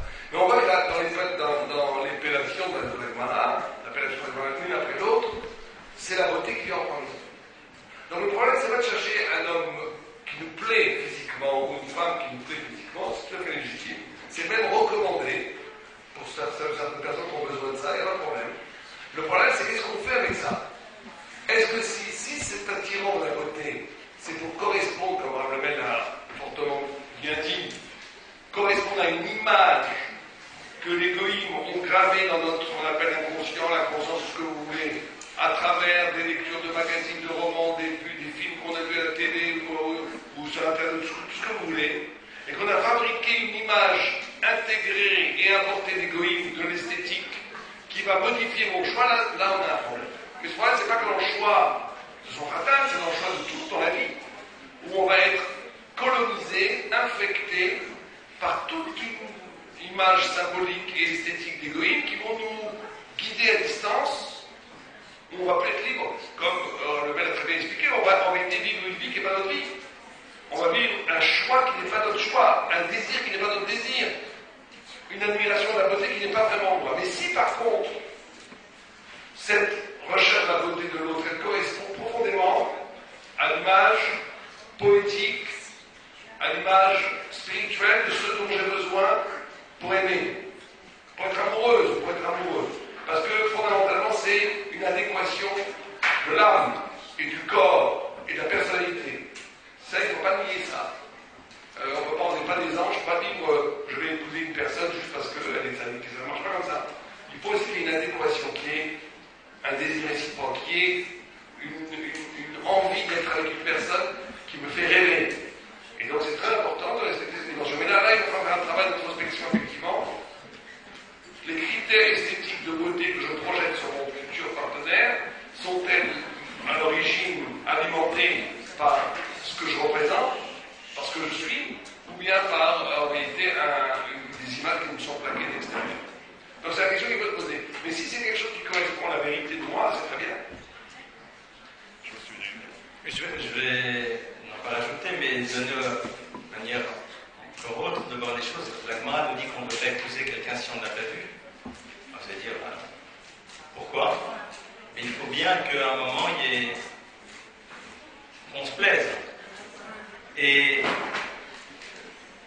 vous savez, il y avait un maître qui s'appelait le Rav Shach, qui avait une grande yeshiva, qui était le Rosh Yeshiva de Ponyovitch. Et là-bas, dans cette yeshiva de Nebrak, il y a une très très grande mirpesset, il y a un très grand balcon. Et là-bas, chaque fois qu'un jeune homme se fiançait, alors bien sûr, on était très intéressés, les jeunes gens, les barouilles parlaient, c'est qui la fille, est-ce qu'on la connaît, la fille de qui, nanani, nanana, et tout le monde, alors si c'était une fille très connue, famille et tout, alors ça parlait. Les garçons aussi savent faire ça, de temps à autre. Et donc, ce maître disait toujours, Lo osim shidurim bishil mirpeset. On ne fait pas de shidur par rapport à ce qui se dira après. Et la question qui doit se poser, c'est de savoir, est-ce qu'au fond, ces jeunes hommes ou ces jeunes filles, parfois, ne se disent pas qu'ils vont exhiber leur khatan ou leur kala comme un trophée? Regarde qui je suis, regarde à côté de qui je suis. C'est comme ça que tous les garçons qui ont des Porsche et des Rolex, eh bien, réussissent à embrouiller, parce que si je suis dans la voiture à côté d'eux, donc ça veut dire que j'ai quelque chose de particulier. C'est le même principe. Je crois que, par contre, ce qui est évident, c'est que l'autre doit nous plaire. Et ça, c'est fondamental. Je vais raconter une histoire authentique. Il y avait une jeune fille dans un de mes cours qui est issue à la base du milieu du cinéma et qui a une démarche de tchouva, mais elle était dans cet univers et elle était donc beaucoup penchée vers l'esthétique. Et elle m'a dit, le jour où elle voulait se marier, elle a dit voilà, moi je veux que mon khatan ne soit ni ça, ni ça, ni ça physiquement. Elle m'a donné 3 critères. Et elle a épousé quelqu'un qui est et ça, et ça, et ça. Pourquoi? Elle m'a dit la première fois qu'ils se sont parlé, elle n'a pas repoussé, mais bon, c'était pas son truc. Mais elle a discuté. C'est pas qu'elle a changé d'avis, mais elle a réalisé que ce que l'autre était allait tellement lui apporter au quotidien que cette dimension-là ne représentait plus grand-chose pour elle. À chacun d'entre nous de se connaître, le rapport à l'esthétique n'est pas le même pour tout le monde, mais c'est là où en effet on a besoin de savoir où on en est. Si on est là parce qu'on attend de savoir ce que les autres diront de nous à travers la personne qu'on a choisie, c'est un peu dommage. Et puis, les choses peuvent parfois aussi disparaître. Autre question? Oui. Alors, est-ce qu'on peut être choqué quand on voit le rap manger dans la rue et qu'on sandwich, comme quand on est choqué quand on le voit en train de danser à la rue? Alors, l'idée, c'est quoi? L'idée, c'est qu'au fur et à mesure qu'on a une démarche de raffinement, eh bien, il y a certaines choses qui, avant, ne te touchaient pas et qui, au bout d'un moment, te touchent. Tu vois? Si, par exemple, j'ai un exemple très simple. Imagine, va en vacances, pendant un mois, dans un endroit dans lequel toutes les personnes font très, très attention à leur langage. Ils se parlent, c'est cool, c'est détente, c'est sympathique, mais il n'y a pas des styles « Ah, tu me prends la tête », on va dire, c'est pas des gros mots, mais on fait attention, on voit une certaine élégance. Au bout d'un mois, tu te surprendras si tu vas dans un endroit dans lequel les gens parlent un peu moins joliment, ça te fera bizarre. Pourtant, pourquoi? Parce que tu t'es habitué, t'as grandi. Et donc il y a certaines choses qui à un moment te touchent, alors qu'avant ne te touchaient pas, parce que l'âme s'est raffinée. J'avais Shabbat à la maison une jeune femme qui est une Israélienne, qui a un parcours très intéressant.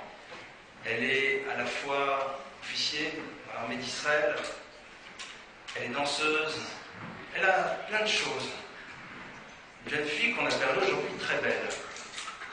Et elle nous a dit, elle a une démarche spirituelle, et elle dit, quand on rentrait à la maison Shabbat, elle était avec la famille, mon épouse, les enfants, il y a un moment, elle disait dans la rue, mais ça me choque de voir comment les gens sont habillés.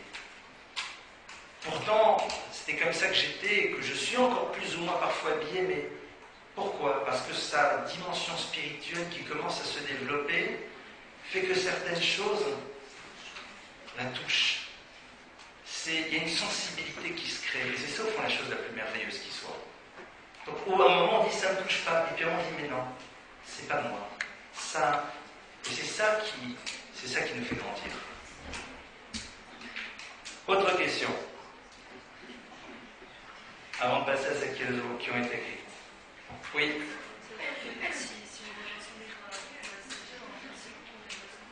Alors, on ne va pas dire si tu manges un sandwich, est-ce que tu es tsniout ou pas. D'abord, pardonnez-moi l'expression, c'est pas mes mots, mais je vais les utiliser quand même. Il y a des gens qui mangent des sandwichs, et il y a des gens qui bouffent des sandwichs. Pardonnez-moi.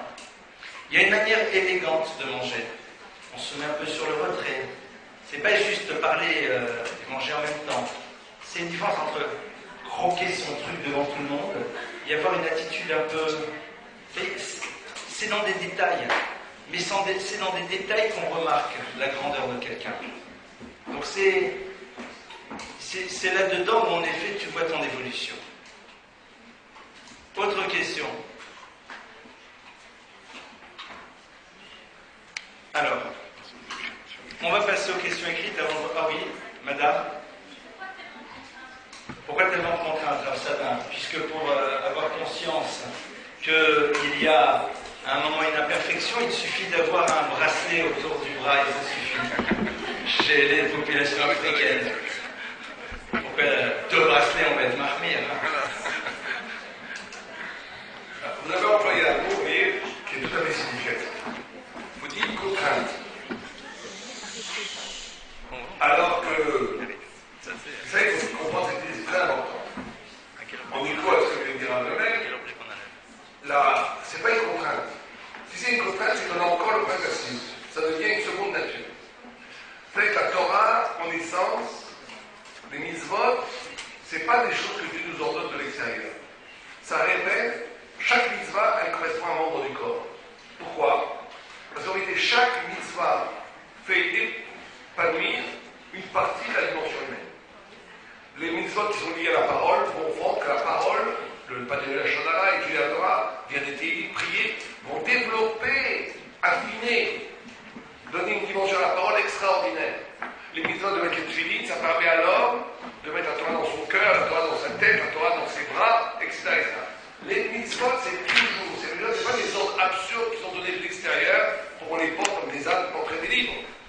Les mitzvot sont des forces extraordinaires, des bombes spirituelles qui cassent le rocher du corps et de la matière pour ouvrir la lumière qui est cachée dans chacun d'entre nous. Les sniout, la sniout, c'est au début, ça peut paraître comme une contrainte, mais en réalité, elle va développer complètement votre façon d'apparaître dans le monde. Comment vous existez dans le monde. Donc, c'est pas chaque élément de la sniout a un sens. On faut étudier la sniout quand on étudie tout. Il y a des livres sur la sniout qui expliquent, comme j'ai dit au début, on l'a très sommairement expliqué, la différence entre herba, entre sniout, entre une chose. Mais chaque mitzvot n'est pas. Si c'est une contrainte, c'est-à-dire qu'on la fait superficiellement. Si je commence à. Il faut faire les mitzvot comme une aventure spirituelle. Qu'est-ce que Dieu veut de moi? Il y a une initiation. L'initiation, des fois, c'est difficile. Il faut monter un rocher, ça demande un effort. Mais quand je suis au-dessus du rocher, au-dessus de la montagne, que je vois l'extraordinaire paysage et que j'ai la gratification, la satisfaction d'avoir traversé pu me hisser sur cette montagne, j'éprouve un sentiment de bonheur et de liberté extraordinaire. C'est pareil avec chaque mitzvot. La mitzvah n'est pas là, si elle reste au niveau de la contrainte, c'est qu'on est là passer à côté de l'essentiel. Elle est là pour développer, pour dévoiler, pour faire apparaître cette lumière cachée qu'il faut faire un petit travail pour la libérer. Et la cible, bien entendu, une fois qu'une femme est de Saint-Noix, ma femme me disait il n'y a pas longtemps, elle me disait pour moi d'enlever la qui est sur une roche, même à la maison, je me sens complètement nu, c'est impossible. Ça m'appelle. Comment ça se fait qu'on peut l'intégrer à ce point-là? C'est-à-dire que c'est devenu une partie d'elle-même, mais c'est devenu une partie de sa beauté, une partie de sa poésie, une partie de sa spiritualité. Et aujourd'hui, au point que ça serait terrible si on enlevait ce qui se roche. Vous comprenez? Alors que pour nous, pour vous qui n'êtes pas encore mariés, qui se roche, c'est une contrainte. Mais à un moment donné, ça devient une partie essentielle de sa beauté spirituelle. D'autres questions? Comment? Moi, pour moi, maman de 60 ans.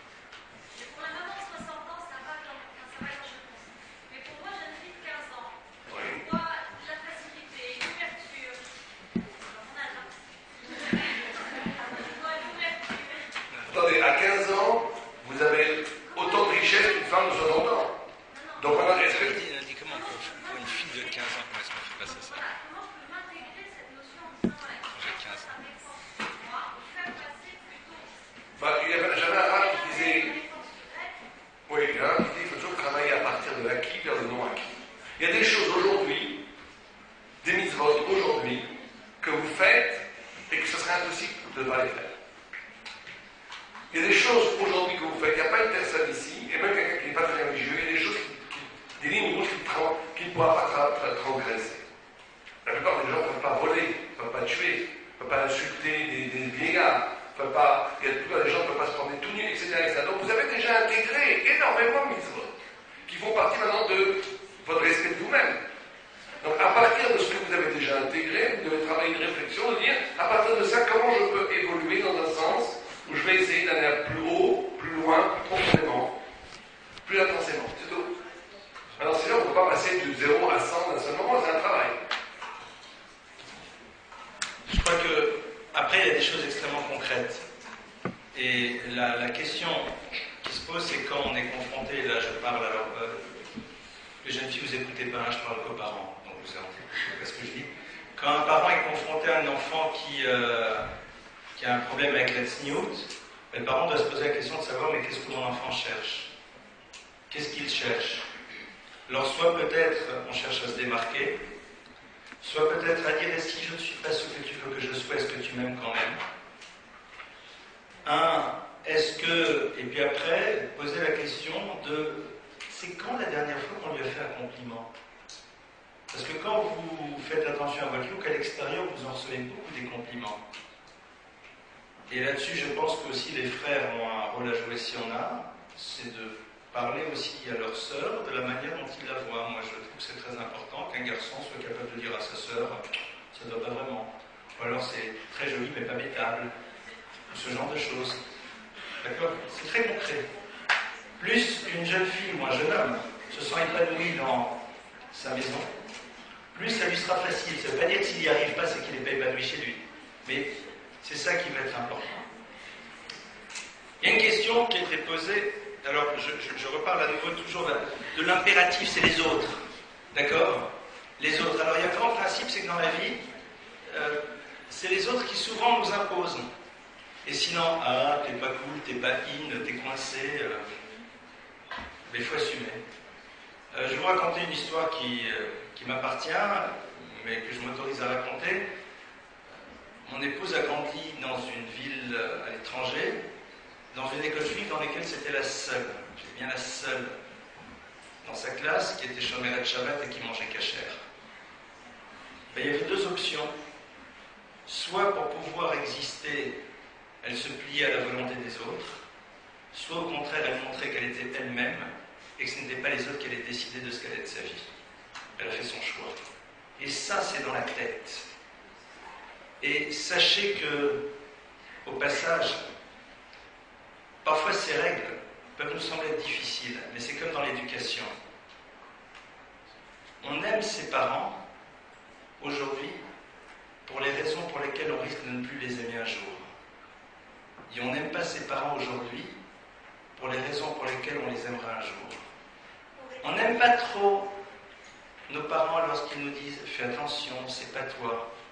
Mais plus tard, on réalisera qu'au fond, ça nous a aidés à ne pas nous retrouver dans des situations qui ne nous auraient amenés vers rien. Et ça, il faut avoir à un moment l'intelligence d'y réfléchir. Je vais revenir tout de suite sur une question qui a été posée. Oui, tu voulais rebondir là-dessus? Sur cette... Oui. C'est quoi la halakha pour les cheveux La halakha pour les cheveux pour une jeune fille. Alors, en Eretz Israël, on fait attention à ce que les jeunes filles n'aient pas les cheveux lâchés dans tous les sens.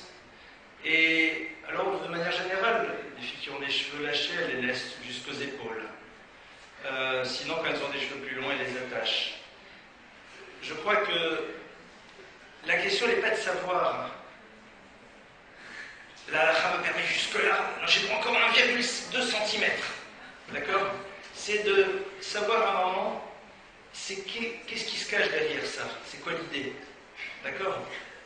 Donc, c'est comme tout, est-ce qu'on sort pour être vu ou est-ce qu'on sort parce qu'on doit sortir sans plus? C'est ça. Qu'est-ce que je cherche? Est-ce que je cherche à être jolie et c'est normal parce qu'on a envie d'être jolie, chacune à sa manière? Ou est-ce que je cherche à être jolie de la manière dont on m'a dit qu'il fallait l'être et de la manière dont je sais que les autres vont me regarder? C'est là où doit se situer toute la différence. Oui? Tout à l'heure, on a dit que la tenue, c'est se couvrir par rapport au vestimentaire, la tenue vestimentaire. Et pourquoi se couvrir comme ça et pas comme ça? C'est-à-dire, nous, on doit se couvrir avec des manches longues, des jupes, des bas, les pattes, pour les pieds, tout ça. Mais chez les filles, quand ils sont aussi couverts, ça veut dire qu'ils sont pas... Alors, c'est-à-dire, là tu poses une question qui est pas simple. C'est-à-dire, la question est de savoir à partir de quand ça s'appelle couvert. C'est ça, c'est un petit peu ce que Arsana disait tout à l'heure avec la notion de herva. Et je vais vous donner un exemple très simple. Et on va rentrer, même si ce n'est pas au trait d'un homme d'en parler, je vais quand même vous donner un truc très simple. Vous avez par exemple ce qu'on appelle les jupes fendues. Alors, vous allez dire, une petite fente de 3 cm, de 2 cm, c'est rien. Pourquoi pas? Maintenant, c'est quoi le problème? 3, 4, 5, 6, 7, 8, 2, 9, 12, 15. C'est-à-dire à un moment, on va être obligé de poser une règle. Pourquoi? Parce que vous vous en rendez pas compte. Mais dans toutes ces notions de tsniout, la chose elle s'ouvre, elle se ferme, on voit pas. Ah mais on voit juste en dessous. Oui mais l'objectif c'est quoi? C'est bip bip. Et à un moment, on est obligé de poser des règles. Il y a un roi qui s'appelait Shlomo HaMelech. Shlomo HaMelech, il ne doit pas voir, comme tous les rois d'Israël, beaucoup de femmes. C'est pas, la Torah dit qu'il ne peut pas. Shlomo HaMelech, il a dit, pourquoi on ne peut pas voir beaucoup de femmes? Afin que son cœur ne se détourne pas, dit le texte, le velo yassur le vavo. Il a dit, un yarbé, velo yassur. Moi, j'aurai beaucoup de femmes, velo yassur, et je me connais, hein. Mon cœur ne se détournera pas. Vous savez comment est-ce que Shlomo HaMelech, à un moment, l'appelle Agur Ben Yakar, l'homme qui a craché littéralement dans la Torah. Shlomo HaMelech, on dit il a craché. Pourquoi? Parce qu'il a dit, non, moi je me connais. C'est pour les autres, c'est pas pour moi. Et à la fin de sa vie, on sait que les choses n'ont pas été si simples, justement, avec ces femmes qui, à un moment, lui ont un peu détourné la tête. Le vrai problème, il est quoi? C'est que quand toi, tu dis, je me connais, et je sais très bien que quand je sors, même si c'est pas réglementaire, on peut me regarder, me faire tous les compliments du monde, je sais où je suis dans sa tête, je suis un sous-marin submersible, à 2 mètres on ne m'approche pas, je te crois. Le problème c'est qu'à un moment, elle est où la limite? Chacun à ce moment-là va dire, non mais moi je me connais. Non mais moi ça ne me concerne pas. Et c'est peut-être vrai. Les Chachamim à un moment ont posé des règles. Et toute notre grandeur à nous, c'est d'être capable de dire que nous nous soumettons à la règle. Et c'est pas simple, tu as raison. Parce que la personne va dire, mais ça va, qu'est-ce que ça change? C'est pas grand-chose. C'est comme on fait la bise, ça va, on fait la bise, c'est rien, on n'a pas des mauvaises idées. Jusqu'au jour où on fait la bise, et au moment où on fait la bise, eh bien, on fait la bise à l'autre, et puis on pose la main, et hop, la main, ça tarde. C'était une bise, mais il y a eu autre chose. Les Chachamim, à un moment, ils ont dit, il y a des règles, il y a des limites. C'est tout. Et donc, quand tu es face à ça, la grandeur que tu as et que vous avez, que nous avons tous, c'est de se dire, les Chachmei Israël à un moment ont décidé quelque chose, ce qu'ils disent c'est la parole de la Torah, nous l'acceptons même si dans notre logique à un moment on dit au fond, est-ce que ça change vraiment beaucoup? Et c'est ça qui est fabuleux, c'est ça qui est génial, être capable de ça, accepter à un moment de se soumettre. Et se soumettre aujourd'hui, c'est la chose la plus compliquée, parce qu'on est dans un monde en vie, je fais ce que je veux, c'est ce que je veux. Être capable de dire, ma liberté c'est d'accepter de me soumettre non pas à l'impératif des magazines, mais à l'impératif de la Torah, c'est ça qui fait de toi quelqu'un de grand. Et c'est là où est tout le mérite, c'est vrai. Alors, question. Celle-là, je l'ai lue tout à l'heure, je me suis dit, elle est pour moi. Pourquoi trouve-t-on des rabbinim sur Facebook? Cela nous incite à fréquenter le site. Alors, je ne sais pas pourquoi on a mis cette question dans la news. Rav Sadin n'est pas concerné. Il n'a pas de profil sur Facebook. Moi, je suis concerné. J'en ai un. Alors, la question est très bonne. En vérité, je vais vous expliquer. Le problème, il a été posé quand à un moment, Internet a existé. Est-ce qu'on l'utilise pour véhiculer un message de Torah ou pas? Et on est dans quelque chose de paradoxal. Je vais vous dire quelque chose qui va vous faire frémir et qui est authentique. Quand vous êtes sur Facebook en tant que Rav, d'abord vous fermez toutes les applications possibles et imaginables. C'est une manière pour certaines personnes de rentrer en contact avec vous pour vous poser des questions. Et j'étais confronté à des cas, encore Erev Shabbat, extrêmement lourds, de personnes qui étaient dans des situations très, très, très compliquées. Et c'était leur manière de contacter. En dehors de ça, je n'ai rien à y faire, clairement. Clairement. Et je vous demandais un jour pour celles qui sont dessus, d'abord je vais vous raconter une histoire. C'est l'histoire de quelqu'un qui rencontre Einstein. Et Einstein lui dit, tu as combien de quotient intellectuel? Il dit, j'ai 200. Et Einstein commence à lui expliquer les grands principes de physique. L'autre, il dit, tu as combien de coefficients intellectuels? J'ai 150. Il lui explique les principes de mathématiques. L'autre, combien de coefficients intellectuels tu as? Demande Einstein. 100. Il lui explique le français.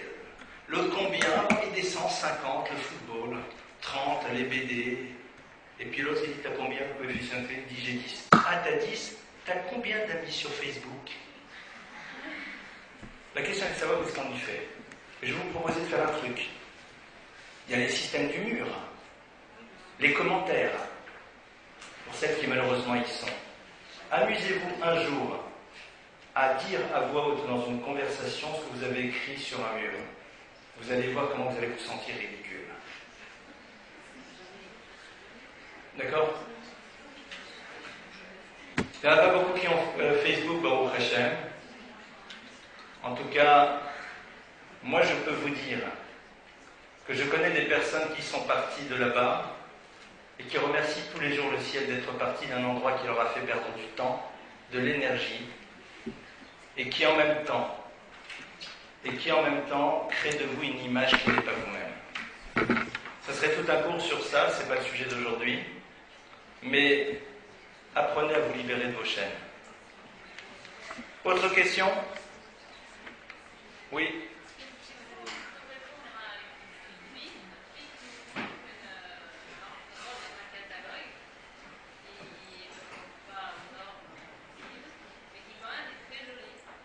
Ah ben je la regarde, la robe, et je lui dis, mais elle est merveilleuse.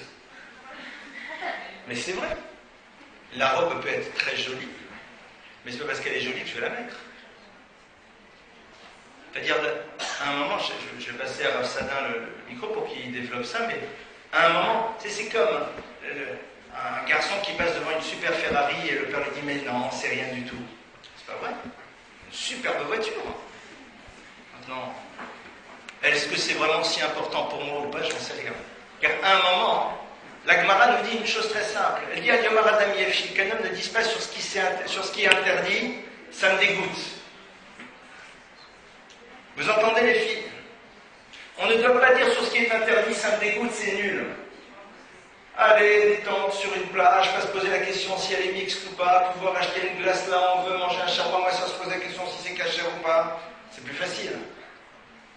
Donc il ne faut pas dire sur ce qui est interdit que ça nous dégoûte et que c'est moche. Yomar Epshi Vefi, on va dire bien sûr que c'est bien. Van Maessé, qu'est-ce que je peux faire? Hachem m'a dit, c'est pas pour moi. C'est-à-dire, à un moment, il faut être crédible. Bien sûr, c'est une création artistique merveilleuse, mais immétable. C'est très beau, mais immétable. Pour vous donner un exemple, et je vais passer à Rav Sadin, dans le monde de la haute couture, c'est-à-dire là où vous achetez une robe en moyenne à partir de 15 à 20 000 euros, puisque c'est plus ou moins les tarifs. Alors je vais vous expliquer comment ça se passe. Ne me demandez pas comment je sais, mais je sais. Quand vous allez là-bas pour acheter une robe, ce qui va être sur mesure, eh bien, on note votre nom, votre adresse, et on vous demande quand vous pensez porter cette robe. Et vous dites, je compte poser, enfin pas avec cet accent, je compte porter cette robe à la réception de l'ambassade d'Autriche à l'occasion de l'anniversaire.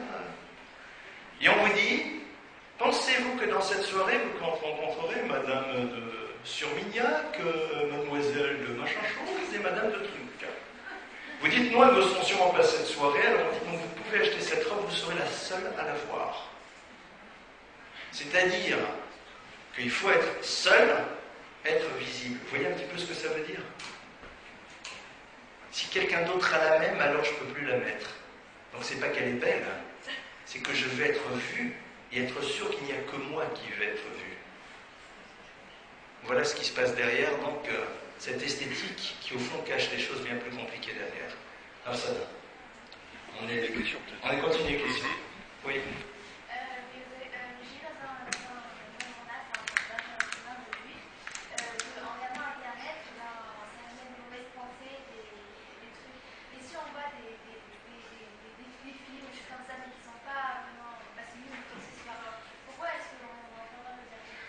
Alors Internet aujourd'hui c'est encore un problème beaucoup plus large. D'abord, c'est dès le moment que tu ouvres Internet, tu as 12 000 trucs qui sautent à droite et à gauche de tout genre, qu'on le veuille ou pas. va pas se la raconter. Hein. Deuxièmement, tous ces films-là véhiculent des idées qui, même si elles ne sont pas de signaux, ne sont pas nécessairement les idées qu'on a sur l'existence. Je donne un exemple très simple. Robin des Bois. D'accord? C'est rien. Mais dans Robin des Bois, qu'est-ce qu'on est en train de t'apprendre? Que pour donner à un pauvre, tu as le droit de voler à un riche. Est-ce que vraiment c'est comme ça qu'on pense, nous? Non. Le problème, c'est que quand on voit le film, au bout d'un moment, on s'approprie les choses et on pense que c'est comme ça. Oui, la première fois. La première fois, on sait que c'est pas vrai. Mais au bout d'un moment, il y a des notions qui nous pénètrent. Et on a un autre regard sur les choses. Alors, je vais poser une question à Rav Sada. D'accord? Parce que je parle beaucoup depuis tout à l'heure. D'accord? Est-ce qu'être à la mode est péjoratif pour une fille? Je vois que les élections tournent autour tout le temps de la même problématique. C'est un peu la même chose que ce que j'ai dit tout à l'heure, ce dont on a parlé. La mode, ça peut être très beau, et donc on peut se l'approprier, et si ça doit, il n'y a pas de problème. Le problème, encore une fois, c'est toujours la même chose. Pourquoi est-ce que je m'habille à la mode? Si je m'habille à la mode pour correspondre aux critères de la beauté et de ce qui se passe, qui se dit dans les médias du monde goy, quelque part, je tombe. C'est la même question avec Internet. Quand je vois des films sur Internet ou quand il y a un moment donné, c'est un divertissement où je passe à côté de l'essentiel de la vie.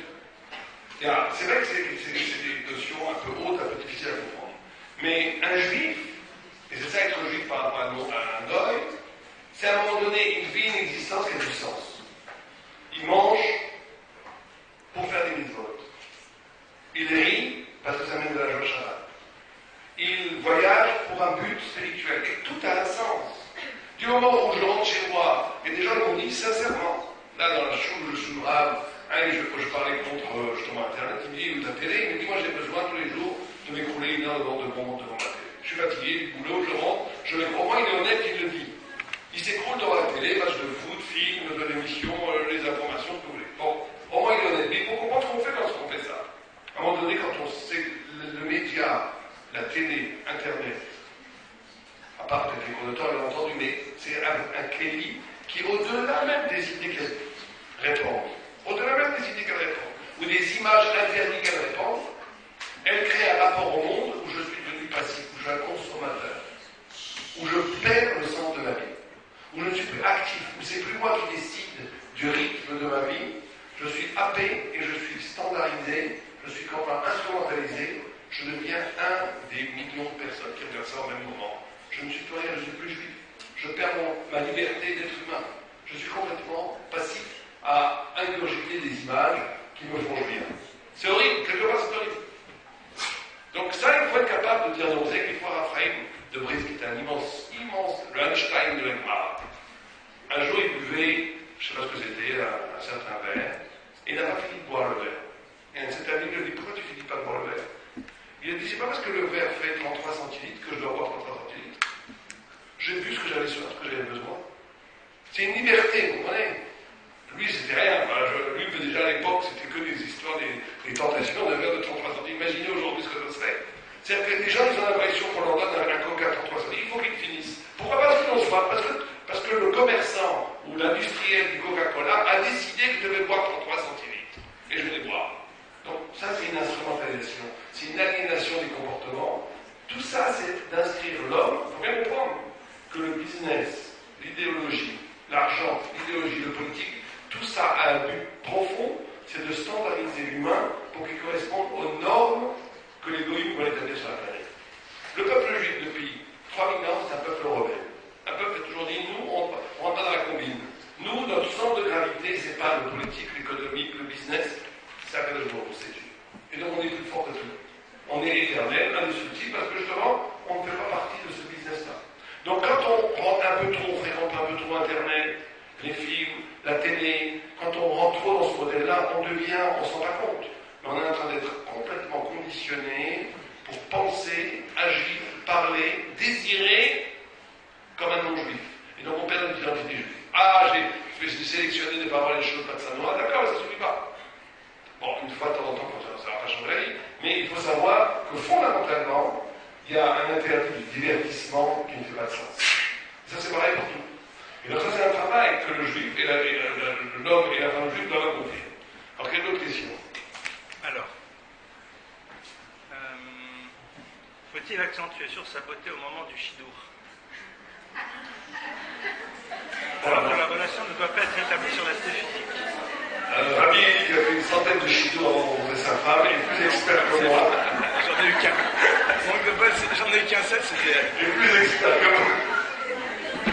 C'est un mensonge, je n'ai eu qu'un seul shidour et c'était ma femme. Et c'est vrai en plus. Très bien. Alors moi j'en ai eu pas mal, Alors, donc, on va redire à nouveau les choses. Il faut savoir qu'est-ce qu'on a envie que l'autre voit de nous-mêmes. C'est tout. Et vous savez, il y a une différence entre être présentable et être attractif. Je vais vous expliquer un petit peu quels sont les problèmes qu'ont aujourd'hui beaucoup de personnes par rapport justement à ces jeunes femmes qui sont capables de se préserver tout en étant belles et élégantes, mais qui, comme je vous l'ai dit tout à l'heure, coupent le courant. C'est qu'il y a aujourd'hui une vision très réductrice que la femme qui est sniout, qui va poser des limites au niveau du contact, au niveau du look, à tous les niveaux, c'est quelque part, elle n'est pas dans le monde. Or, aujourd'hui, vous le savez peut-être, il y a énormément de femmes qui sont totalement, complètement et absolument dans une vraie sniout, qui sont mamans et qui sont complètement inscrites à l'intérieur de la vie, de la société dans laquelle elles sont. Je vais vous raconter l'histoire de quelqu'un qui m'est proche, c'est-à-dire mon épouse, qui lorsqu'elle travaillait dans un univers, enfin, elle travaillait d'abord dans un univers bancaire, après elle est partie dans un autre univers, eh bien, à un moment, elle a dit, c'est amusant, Madame Lemel, mais vous ne faites jamais la bise, vous ne tendez jamais la main. Et ça leur faisait bizarre parce que pour quelqu'un qui avait un poste assez important, eh bien, il y avait des règles. Eh bien, c'était comme ça. Et au bout d'un moment, ils ont compris que c'est comme ça. Et je veux dire jusqu'à où ça va la perversion du monde non juif. C'est pas juste, ah, vous êtes jamais en pantalon, vous ne faites pas la bise, alors que vous êtes 4 sup et que vous gérez des très gros dossiers. C'est comme ça. Un jour, on lui a dit, Madame Lemel, vous venez de terminer un gros projet, vous venez de monter un très gros projet dans la banque, et elle devait avoir une place au-dessus. Mais on lui a dit, mais si vous voulez encore avoir des enfants, ça va être un peu compliqué. Alors elle a dit, oui, en effet, j'ai fait mes choix. Et je ne veux pas de ce poste, il ne m'intéresse pas. Et les gars l'ont regardé comme une folle. Et je vais même vous dire mieux que ça. Elle en parlait, c'est pour ça que je me permets de raconter l'histoire. Quand elle est rentrée dans cette banque, il y avait un statut particulier qu'elle aurait pu avoir si la totalité de la grossesse d'un de nos enfants avait eu lieu quand elle était déjà à la banque. Je disais, si vous êtes enceinte, une fois que vous êtes dans la banque, alors quand vous accouchez, vous avez un statut particulier, plus de congés, plus de choses. Il se trouve que quand elle est rentrée dans la banque, elle était déjà enceinte, ils l'ont prise quand même. Mais après, donc elle n'avait pas le droit à tous les avantages. Ils lui ont dit, Madame Lemel, pour une mathématicienne, vous calculez quand même très mal. Ça veut dire quoi? Ça veut dire qu'eux, ils ont un système dans lequel tout est autre. Tu rentres, je ne vais pas tout de suite être enceinte, pour être enceinte que quand je suis là, pour pouvoir avoir les avantages. Je vais serrer la main, comme ça je vais être truc, et comme ça je vais avoir le poste et tout. Il est où l'essentiel, il est où l'accessoire? Qu'est-ce que je veux dans la vie? Je parle d'elle parce que c'est la personne qui m'est la plus proche, mais des femmes comme ça, il y en a des dizaines, des centaines, qui pour certaines, j'en ai parmi mes élèves, font la recherche fondamentale, dans des domaines extrêmement pointus, mais qui sont clairs dans leur tête. Et quand vous êtes clair, eh bien les gens sont clairs, et ils vous respectent. Et ils vous respectent, et vous existez vraiment. Arrêtons d'être dans ces images. On trouvera toujours les personnes qui sont les contre-exemples. Mais pourquoi c'est eux qu'on cherche? Pourquoi on va dire, ouais, j'ai vu une femme et pourtant elle n'était pas bien habillée? Bien sûr. Mais pourquoi on cherche sans arrêt les contre-exemples? On cherche les contre-exemples pour justifier ce qu'on a envie d'être ou ce qu'on n'a pas envie d'être. Apprenez à voir aussi.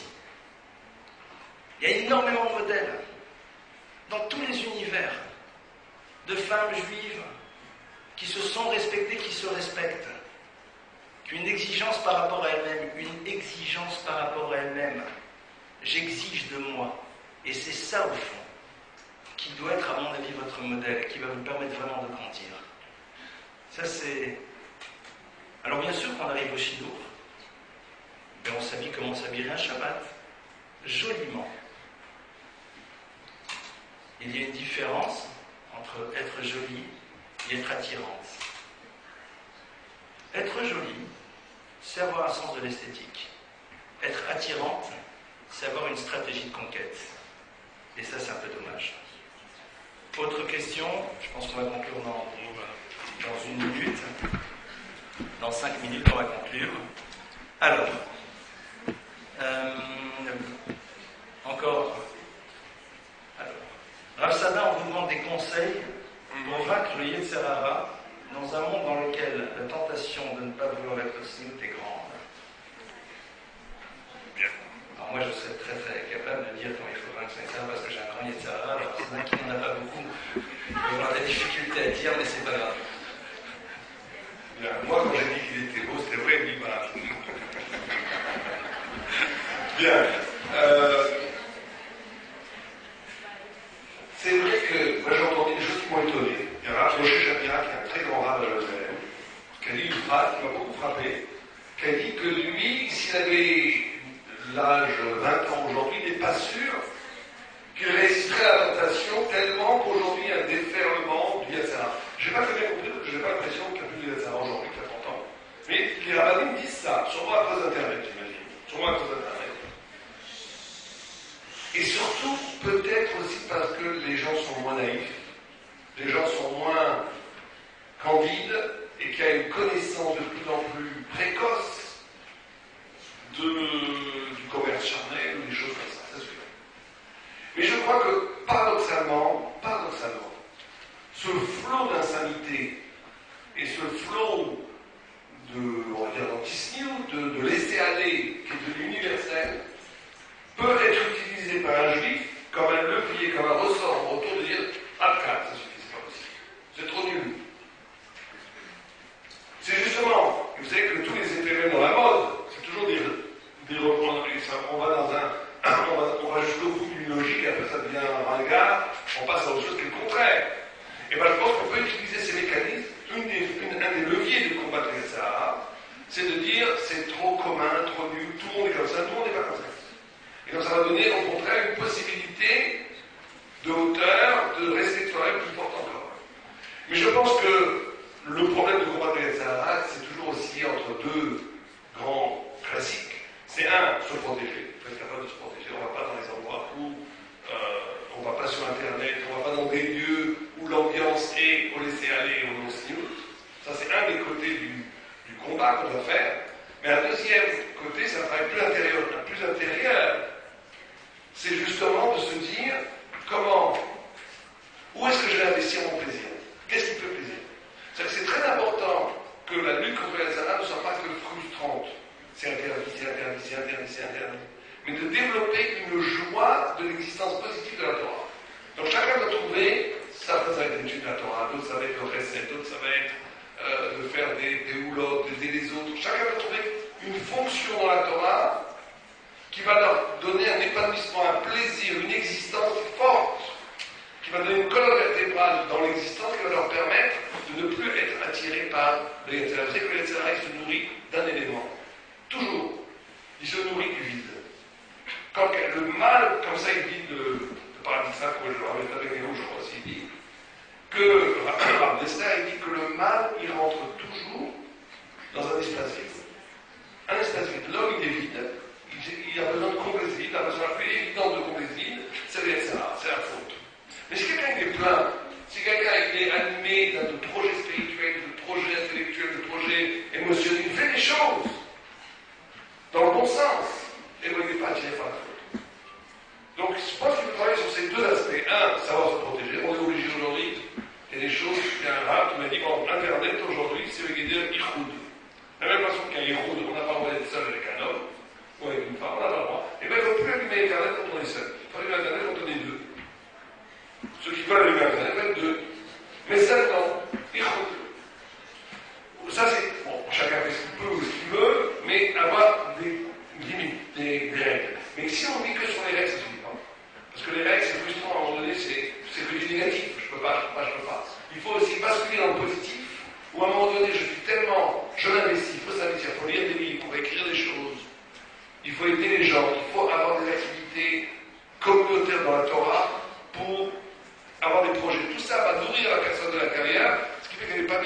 gamine, elle ne va pas être attirée par le Yetzirah, qui est toujours quelque chose d'artificiel, de superficiel, qui est là comme une lumière extérieure, qui est là pour combler un vide. Je pense que si on travaille sur ces deux aspects d'existence, on peut très profondément évoluer vers le bon sens. Il reste une question, on a fini. On a fini. Très bien. Peut-être une dernière question là à gauche. Oui.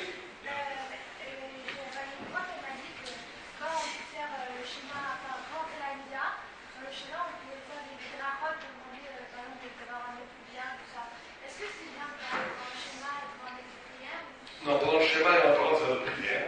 Le schéma, c'est pas une prière. Le schéma Israël, c'est une Kabbalah au Malchut Shamaim. C'est de recevoir sur soi le joug céleste. Par contre, quand tu fais la tfila, à Shomer la tfila, tu as le droit à ce moment-là de demander ce que tu veux. Pas trop longuement. Ah, mais je sais pas, oui, bien sûr, je pense que tu peux parler du schéma Israël. Oui, bien sûr. Ce que vous voulez, en français, en hébreu, dans n'importe quelle langue, avant ou une fanéra. Avant ou une fanéra, ou avant qu'il y ait un Shomer la tfila. Une question au fond. Une question au fond, et après ici, après on conclura. Pour les collants. Quelle est la halakha pour les collants? 50 deniers. 50 deniers minimum. On en a un stock, on n'a pas fini d'écouler. Alors, il faut savoir qu'aujourd'hui, bon nombre de communautés, bon nombre de femmes ont pris sur elles de porter des collants. Dans les communautés dans lesquelles cette coutume a été prise, c'est bien de la faire. Là où elle n'a pas été prise, il faut toujours se poser la question de savoir pourquoi on pose la question. Je ne parle plus à vous, bien sûr, maintenant, clairement. C'est-à-dire, est-ce que on a envie d'avoir une réponse pour pouvoir le faire, ou est-ce que c'est juste pour savoir à quoi ça correspond? Ça correspond, on va dire, à une dimension un peu supplémentaire de savoir encore se couvrir. Maintenant, certaines communautés n'ont pas du tout l'habitude de le faire, donc c'est pour ça que certaines personnes n'y font pas attention. Je crois que ce qui est important, c'est de savoir que si beaucoup de personnes ont pris sur elles de faire attention à cela, c'est que c'est un raffinement vers lequel on doit tendre. Et donc, ce qui est important, c'est de savoir qu'à un moment, c'est quelque chose qui va participer de notre sniout de manière évidente. C'est-à-dire, à un moment, ça va faire partie de la sniout. Maintenant, c'est vrai qu'aujourd'hui, dans bon nombre de communautés, les jeunes femmes et les jeunes filles ont pris sur elles de faire attention de porter systématiquement des collants, clairement. Il y avait une question ici. Oui.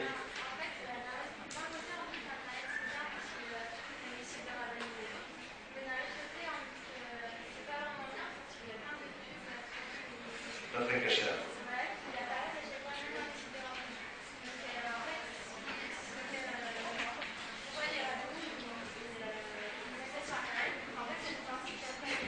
Alors, clairement, si demain vous me dites est-ce que vous me conseillez d'aller sur un site pour écouter des shiurim, je vous répondrai clairement non. Maintenant, si vous êtes déjà dessus, alors autant aller voir des shiurim plutôt qu'aller voir autre chose. Il faut bien comprendre que ce qui a été fait, c'est surtout par rapport à tout un univers qui est là et qui n'a pas accès et qui via ça va pouvoir en effet accéder à terme à quelque chose d'autre. Mais c'est sûr que je vois chez nous nos enfants, je ne leur dirais pas d'aller voir des choses sur Internet, il n'y a aucun intérêt. Donc c'est toujours quelque chose de très fin. C'est à nous de savoir quelles sont les limites. Le Rav Sadin a donné une bonne réponse. Si vous avez envie d'aller écouter un show sur Internet, faites-le à deux. Comme ça, chacun gagne de l'autre. En tout cas, merci beaucoup pour votre écoute. Et vous voulez peut-être conclure? Alors, reprenez le micro, ça ira bien. C'est fait pour ça. Allez, juste pour vous dire que